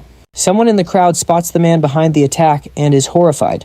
The fire, it turns out, has summoned an entire army of spirits. Suddenly, a soldier appears to save the day, launching an attack on one of the masked spirits. He yells for everyone to protect the saint at all costs. The royal soldiers then move in, starting a perilous battle. Unfortunately, the spirit is overwhelmingly strong and defeats its enemies with a single blow. The man approaches the saint, telling her to come with him if she wants to be safe. Just then, a massive explosion of energy takes out the girl's bodyguard. The power is so intense that the fire completely melts the man's body. Libra steps forward, declaring he's been waiting his whole life for this day. Furious, the captain charges forward to attack, screaming, "How dare you!" With just a single attack, Libra effortlessly sends the young captain flying. The blue flames begin to consume his body as well. Helpless, the saint grows worried as her enemy approaches. He tells her she'd better come with him quietly if she values her life. With a smirk, Elise jumps in to attack, quipping that she was about to say the same thing to him. The enemy quickly throws up a magic shield, blocking her powerful attack and knocking her back. He scoffs that such cheap tricks won't work on a mage of his caliber. As she's thrown back, Rose realizes she wasn't expecting an enemy this powerful and starts to feel a pang of fear. After dodging an explosion, she moves in for another attack, slamming the ground with her signature move. She kicks up a cloud of debris across the arena, then zips behind him looking for an opening. Unfortunately, the mage is quick on his feet and dodges, throwing himself backward. Seizing the opportunity, Libra unleashes his magic on the girl. She's completely exhausted and knows she won't be able to dodge. From a distance, he watches the massive explosion, thinking he's surely won the duel. Suddenly, he's startled to see the warrior's axe flying right at him, causing another explosion in the arena. She quickly winds up a punch, shattering the enemy's mask on impact. Furious, he gathers a ball of blue energy, shouting that he's going to send the girl to the afterlife, mid-attack. He suddenly stops his spell, wondering what's going on. Looking up, he sees hundreds of white doves of peace filling the sky. They're all swooping in at full speed, leaving even the spirits completely baffled. In one low swoop, the birds fly by, piercing through all the masked minions at once. They're so powerful, they manage to defeat the enemies, tearing them to shreds. Just like that, Libra finds himself without any backup, all alone on the battlefield. Walking closer, the MC says that now their one-on-one fight is going to be clean and fair. The masked man demands an explanation, wanting just the short version. After all, this whole fight seems more serious than he lets on. The protagonist, absolutely furious, steps forward ready to fight, and the masked man notices the boy isn't even a little bit scared. The truth is, fixing divine screw-ups is a lot scarier than just kicking the bucket. Enraged, the enemy fires an energy blast, screaming about how the boy dares to speak to him like that. Without a shred of fear, our hero just keeps walking his shield, absorbing the impacts. Conjuring more spells, he scoffs, asking if he really thinks he's going to be stopped with a few cheap tricks. The man then unleashes a powerful blast of fire at the boy, and even though he's strong, he has a little trouble holding back the impact. After the explosion, the smoke clears to reveal the MC is still standing. He's startled to find the arena empty and that his opponent has fled. Out of nowhere, a spirit appears and tries to land a fatal blow. Being an experienced fighter, he manages to dodge and counterattack, defeating it in a single blow. However, the creatures just keep on coming and the fight continues at full throttle. While dodging, the MC overhears that the creature's orders are to defeat the living and spread hatred throughout the world. Finally, Libra orders his little pets to attack and destroy the hero. Getting impatient, he says this is getting old and begins to prepare an attack, summoning even more magical doves of peace. Using a huge chunk of his power, he makes thousands of the birds appear, filling the sky. The birds' orders are to get rid of all the spirits just like before. Once again, they phase through the bodies of the masked ones, destroying everything in their path. It doesn't take long for all the creatures to be reduced to puddles of goo on the ground. However, they seem to be immortal because they begin to rise again. Libra then taunts that weak magic like that won't work on his followers. A horde of monsters closes in on the hero, who has to dodge like his life depends on it. In the middle of the chaos, a brilliant sacred light catches the boy's attention. This holy magic seems to be cleansing the entire arena of curses and dark energy. It's revealed that the saint herself is fighting for her life in the battle, and she refuses to give up. Unfortunately, just then a spirit that wasn't defeated ambushes her from behind. Luckily, the blood warrior saves her friend with a perfectly timed strike. Worried, she asks if the saint is all right after that attack. Without answering, the girl's expression is serious and focused on ending her opponent's life. Activating her holy magic, she states that God has commanded her to act in this land, and so she shall. Her magical rays once again obliterate the bodies of the cursed in the blink of an eye. Hiding in the stands, Libra watches as his minions are defeated once again. Fortunately, our hero had already pinpointed his location and sneaks up from behind to apprehend the terrorist. With no time for a chat, the man is caught off guard by a punch straight to the face from his enemy. After being chained up with no way to escape, he wonders how this could be happening. Begging to be released, he insults the boy, demanding to know who he is. The exhausted masked man asks why this all had to happen on such an important day. Soldiers begin to surround the protagonist, who wonders why they have their weapons pointed at him. The soldiers tell Lupino to be quiet because he's being accused of attacking the church. They claim that besides injuring Bishop Fernando, he also defeated Paladin Mario. This leaves the boy completely confused, as he has no idea who these soldiers are talking about. His nerves shot, the man asks if the boy is going to keep playing dumb about what he did. At last, it clicks. He recalls the fight he had a few weeks earlier with the masked man who tried to take out the princess. In the background, the saint asks them to release the main character, pointing out that he just saved her and it's incredibly rude to treat him this way. Seeing his opening, Lupino points out how rude it is for everyone to be accusing him like that. However, the girl cuts him no slack, warning him that this is a one-time only deal. The next time they cross paths, she won't let him wriggle out of a prison cell so easily. Looking nervous, he gets the hint loud and clear and says his goodbyes to everyone. Just before he leaves, he notices that Libra has somehow mysteriously escaped his chains. Meanwhile, Vabrio is relaxing in his peaceful sanctuary. The old man approaches him again, his mask cracked from their fight. The next day, our boy is sleeping soundly in his bed, thrilled to finally get some decent sleep after going through hell and back to become a civil servant in the capital. It's his first day off after all that hard work at the festival, which, by the way, he completely ruined, when the redhead bursts in telling her friend to get up immediately. She insists they have to use their day off to explore the city and have some fun. When he finally drags himself out of bed, the boy is clearly annoyed by the idea. But unfortunately for him, he can't say no and ends up stuck carrying his colleagues' shopping bags. The two girls are busy chatting about what jewelry to buy next. Turns out the reason he's loaded down with so many bags is because the girl's pocket dimension is completely full. Muttering to himself, he figures it's his own fault. He should have just said no in the first place. Suddenly someone approaches, calling out to Din. The bald guy shows up asking what his buddy is doing at the market. As they're talking, a little kid catches our protagonist's eye, leaving him a bit confused. He asks if the little girl is his friend's daughter, but it turns out she's actually his younger sister. To be specific, she's his half-sister on their father's side, and her name is Aram. Apparently, the two of them grew up in the same orphanage, and right now, she's taking care of the bald guy's master.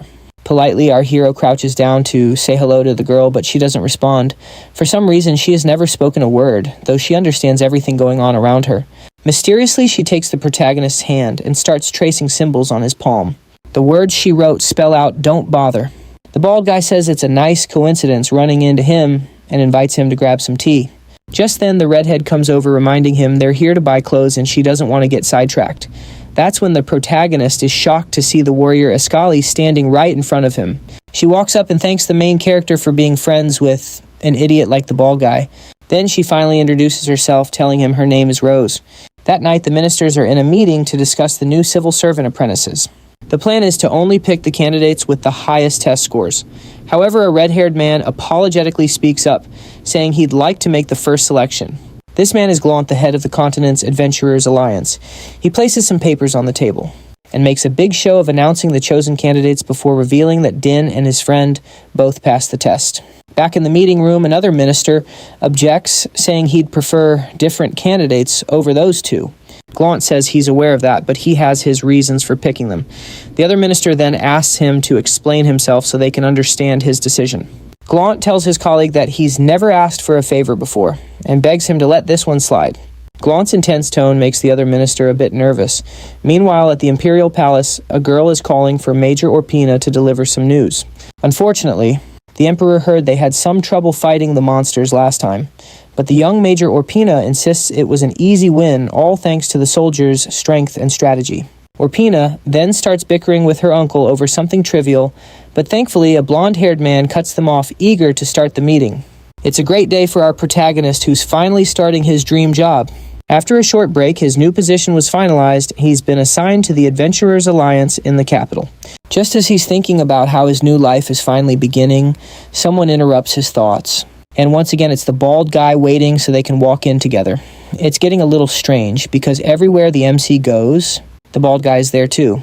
This makes our hero curious, so he asks why he couldn't have just come by himself. When they get to the office, they're surprised to find all the chairs are empty. Another new guy approaches and explains that the senior officers all came in super early. The three of them then introduce themselves. The new guy introduces himself as Dior. He's surprised to hear the protagonist's name and gets really excited to finally meet him. Dior explains that he's heard all about him from his mother. Apparently, his mom works as a caretaker for fancy houses and mansions. This jogs the protagonist's memory, and he finally recalls a woman whispering in his ear. Just then, the manager arrives and asks if our hero and his bald friend are the new hires. He introduces himself as Fabiano, happy to finally meet them.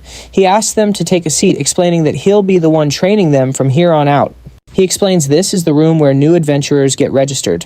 The other floors are lodgings for adventurers staying long-term, most of whom are silver rank or above. The fourth floor is reserved for prominent officers and knights from the capital. Unfortunately, those folks are usually away on assignment, so they're rarely around. Finally, the fifth floor holds the main office and the guildmaster's reception area. After climbing a few flights of stairs, they realize the entire fifth floor is magically protected. Inside, a young woman mentions the chief hasn't arrived yet, but she's made some food for the new arrivals. The bald guy is startled to see his sisters in the room. Just like siblings, they immediately start bickering over something completely trivial. Watching from the sidelines, the MC observes the young woman amazed at the sheer magical energy radiating from her. Fabiano gets suspicious since he knows Rose is an only child. As he leaves, he says he's going to get the guildmaster to make the introductions. Over in the corner, the young woman asks about her younger sister, wanting to know if she's safe. Curious, the MC chimes in and asks if it's true that they're siblings. Surprisingly, she says no, explaining that they're just close childhood friends. Annoyed, the young woman retorts that she wouldn't want to be friends with someone who looks so old anyway.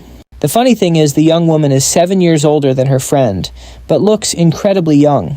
Of course, this kicks off another squabble over nothing. Just then, the chief walks in, looking happy to see the new recruits so full of energy. The MC is stunned, realizing this is the source of that immense power. To make matters worse, the warrior escalates things by shouting that the man is her father. Irritated, she smacks her colleague, declaring that he's very ugly and looks like an old geezer. Acting like nothing is out of the ordinary, the man says he's happy to see them all looking healthy. This whole scene sends a chill down the MC's spine as he's completely intimidated by his new boss's strength. Back on topic, the meeting shifts to the monsters in their territory. Thanks to the actions of the Crow tribe's chief, most of his family is now located in the capital's territory. This comes as a surprise to the uncle, who had no idea his brother was also in the area. The young woman mentions that 2 of her direct subordinates are familiar with the Red Dragons. Curious, the prince asks if they know why those people left the Olympus forest, implying that a girl must be leading the great Crow tribe now. He then turns to the hunter and asks for the reason he left the forest.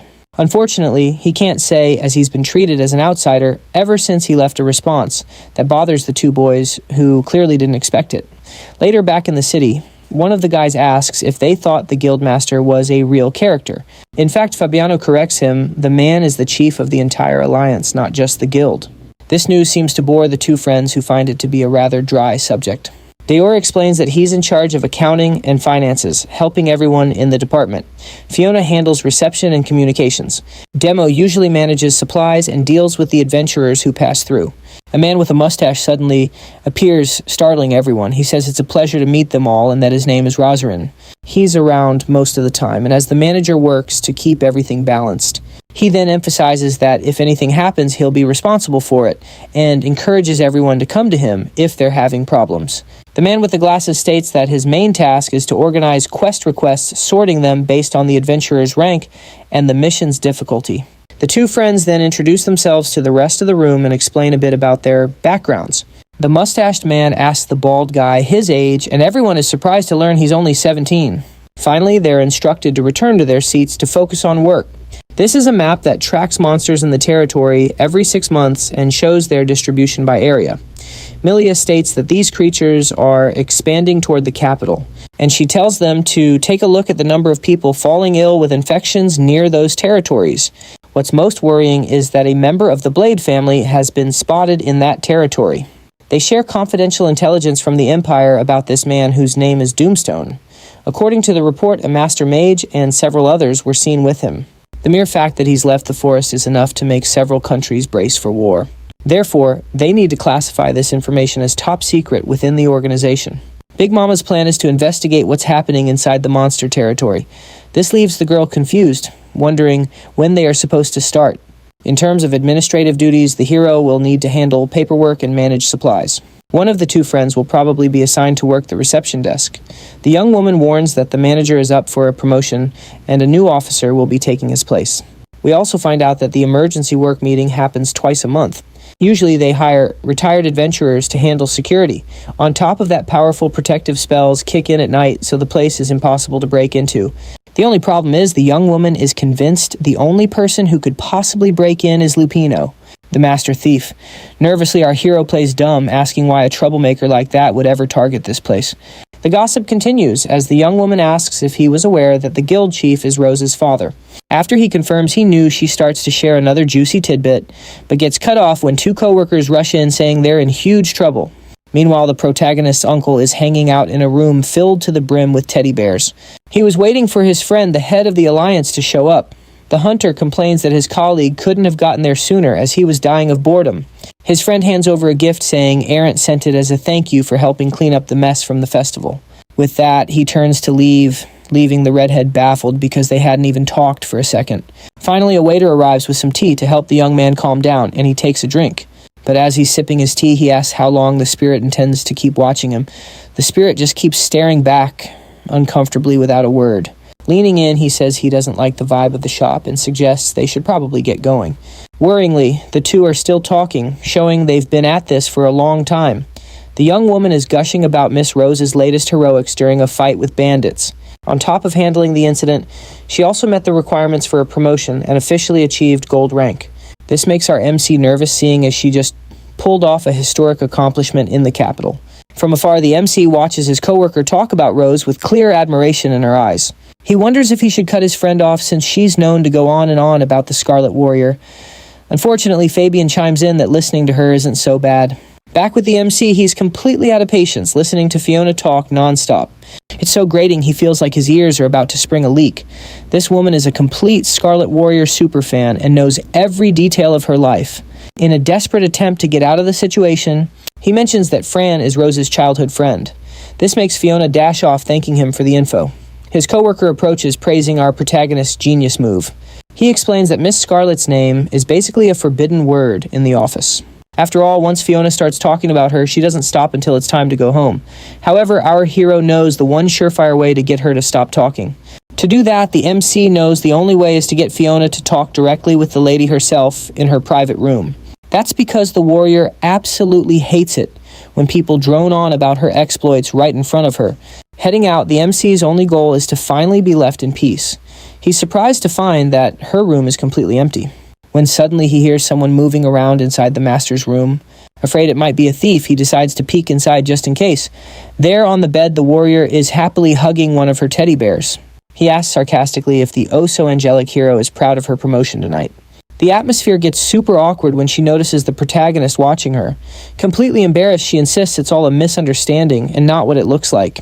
As he backs away, our hero says he didn't see a thing and that they can continue their conversation. His casual dismissal makes the girl furious, since she wanted to avoid this exact kind of embarrassment. All of a sudden, she swings a powerful punch right at the guy, who dodges just in time. Being incredibly strong, she orders him to sit down so they can talk this out and resolve the situation. In another building, the girl says she's sure he already knows what she's going to say since he's a student. She explains that her father once resolved a conflict between the Empire and the Dragon Tribe by traveling through the Valley of Mito, one of the world's forbidden regions. She adds that he also led a battalion against an enemy regime, destroyed its headquarters, and was the man who created the Black Buffalo Squad. It's one of the most powerful squads in the capital, and he led them on countless missions to save people from monsters. After all that, the man became a legendary doll maker in the city, which makes the MC incredibly uncomfortable, as he realizes he's stuck in another history lesson just like that morning. In short, the girl is saying she performed well in the competition, completed her objective, and saved the saint in the process. To finally wrap up the conversation, our hero realizes that the Adventurers Alliance praised her so much for her performance that it's making her uncomfortable, reminding him of the scene he just witnessed. Fortunately, he now understands why she was celebrating so hard in her room. With a reputation like hers to maintain, it makes sense. The girl asks him to keep it a secret, but in return, our hero requests a favor of his own, much to his friend's surprise. As the night winds down, the girl is shocked to discover that Fiona already knows her entire story. The bearded man confesses that his sister saved her simply because the girl was willing to listen to stories all day. The girl mysteriously reveals that she only came because she wanted her brother to join her. Fabian appears, declaring that he despises the terrible tradition for newcomers, which immediately sparks a heated argument between the two. This surprises their two friends, who overhear the whole thing. After their shift ends, the trio makes their way to a secret location. Full of excitement, the girl tells them to get ready to hit a casino in the city, a bustling place filled with food and a live band to entertain the guests. Upon entering the casino, the two friends feel instantly out of place, having never gambled before, which makes the girl wonder why they're just standing there like a couple of statues. With bags of coins in hand, she urges them to have fun, handing a pouch to each of them. Their mission: spend all the money and try to win as much as possible. Leaving the bald guy to fend for himself, Rose decides she'll play alongside the protagonist. The pair approaches a table occupied by masked individuals and other important-looking figures. She then admits it's been quite a while since she's played a card game. As they sit down, a woman at the table watches their every move. Removing her mask, she's thrilled to see her friend after so long and eagerly asks to play a few rounds together. It's the saint of all people, betting in a casino. She explains that it's been ages since she's had a chance to enjoy herself like this, so it has to remain her little secret. Seeing the protagonist surprises the saint as well, and she's instantly reminded of the time he saved her. The redhead is intrigued to learn that her friend has already crossed paths with the saint. Finally, the dealer announces the start of the poker game, shuffling the deck and dealing the cards. Our protagonist isn't particularly interested in the game itself. He's really just there to bond with his friends. The game begins as everyone picks up their cards. Our hero has an ace, and a quick glance tells him the saint likely has a strong hand as well. If the saint's luck holds, she has other great cards that could easily win the game. Leaving poor Rose with the worst hand at the table, a fact our MC finds amusing given his incredibly sharp eyesight. He doesn't even need magic to cheat, but he has to lose a few hands on purpose to avoid suspicion, so he decides to take it easy at first. A short while later, nearly all the chips on the table have found their way into the protagonist's pile, prompting the saint to joke that her new friend is taking all her money. Meanwhile, the redhead is getting a bit jealous since she's been on a terrible losing streak. Politely, our hero returns the chips the girl lent him at the start, essentially buying her silence about his skills. In fact, he even adds a little extra as a token of their new friendship, a gesture that moves the girl to tears. Flush with cash, the warrior Rose shouts for another round to begin. During a break, the protagonist grabs a bite to eat. While he's there, the saint explains she has to leave or she'll be in big trouble for getting back late. She adds that she had a wonderful time and hopes to go out with her friend again if she gets the chance. As he watches the young woman leave, he reflects on how unexpected it was to run into her here of all places. The redhead overhears part of their conversation and asks why he's being so secretive.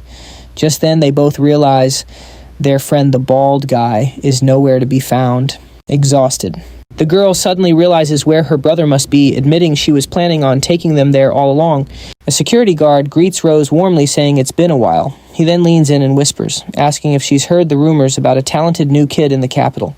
This has already been an exhausting day for our protagonist, who just wants to go home and get some sleep. This area feels suspicious, as it definitely doesn't seem to be part of a regular betting casino. The warrior confesses that this was the place she wanted to bring them to from the start. Suddenly, a siren blares and screams fill the air, and the MC is shocked to see his friend running for his life. Arriving at the scene, They discover a massive, secret underground fighting arena operating in the city. In this hideout, spectators bet on fighters, and if their chosen champion wins, they get a piece of the action. It's completely illegal, of course, but no one here is about to call the guards. This arena is also the last resort for retired adventurers and old mercenaries. Most of the fighters retired due to injuries and now have to do this just to survive. It's explained that there's a tradition of bringing new workers here to serve as a grim reminder that no matter how skilled you are, you can still meet a terrible fate. Once again, their main concern shifts to finding the bearded man who is still nowhere to be seen. Just then, the next round is announced featuring a rookie fighter in the arena. Hearing this, the girl is surprised when she recognizes who's fighting this time. Seeing that it's her brother wearing a mask, they wonder why on earth he's doing that. Meanwhile, on the other side of the casino, it turns out the bald guy lost all his chips in just 5 minutes.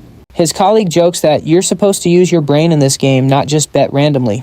A slick-looking guy shows up advising Fran that winning and losing are just part of the game. He kindly says he can help out if he needs a little more cash to play. We then cut back to the arena where the announcer is introducing the rookie. The bald guy will be fighting under the name Earth Toppler. Behind the curtain, the slick-looking guy is irritated because his fighter still hasn't gone out yet. He's stressing that the guy owes him a lot of money and needs this win so he doesn't spend the rest of his life in debt. As he finally enters the arena, he gets a look at his powerful opponent and gets spooked. There are no rules in this fight, and to survive, you have to shout that you surrender. At last, the battle begins, and the veteran fighter strikes with incredible intensity. In the first few seconds, he manages to land a powerful punch right on Fran's face, and it clearly hurts. Fortunately, the second time around, the bald guy manages to block the attack just in time and saves himself from a quick defeat.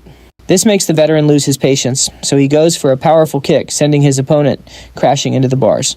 From a distance, the MC looks worried, while the slick-looking guy just yells for them to fight for real. The veteran has no clue what this guy's deal is, but this is a competition, and he needs to win at any cost. Charging forward, he advises his enemy to surrender so he won't get hurt too badly. In that instant, the bald guy begins to focus and dodges the attack, landing a mighty punch on the veteran's chin that surprises him with its impact. It took only one punch to defeat him and end the fight once and for all. Finally, the announcer declares the victory, firing up the entire crowd. People start cheering that they love Fran even without knowing who is under the mask. The two friends soon find out what happened, learning that this whole situation was caused by a debt. It's explained that the bald guy owes 2 gold coins, the equivalent of 20 years of a civil servant's salary because of his wealthy background. The hero says he has money saved up and can pay this debt in exchange for a favor. Rose is thrilled about it and says her brother has a very loyal friend. However, this isn't much of a favor for our hero since he has tons of money stored in his pocket dimension. After he's saved from the whole ordeal, the warrior woman grabs him by the ears as a form of punishment, scolding him that he's far too old to be getting into this kind of trouble anymore. When she has him cornered, she makes things worse by asking the protagonist to come over and smack his friend too, just to prove what an idiotic decision it was. Comically, the two friends team up to rough up the bald guy. The slick-haired guy shows up irritated, asking what they think they're doing to his fighter. With no patience left, he orders 2 veterans to fight the friends and get his property back. However, one of the veterans is thrown into the wall with ease, leaving the slick-haired guy completely shocked. The warrior woman asks one more time if he's the one who trapped her brother in a lifelong debt. And that's where our video ends. If you liked it, don't forget to hit that like button. See you next time. Bye-bye, model.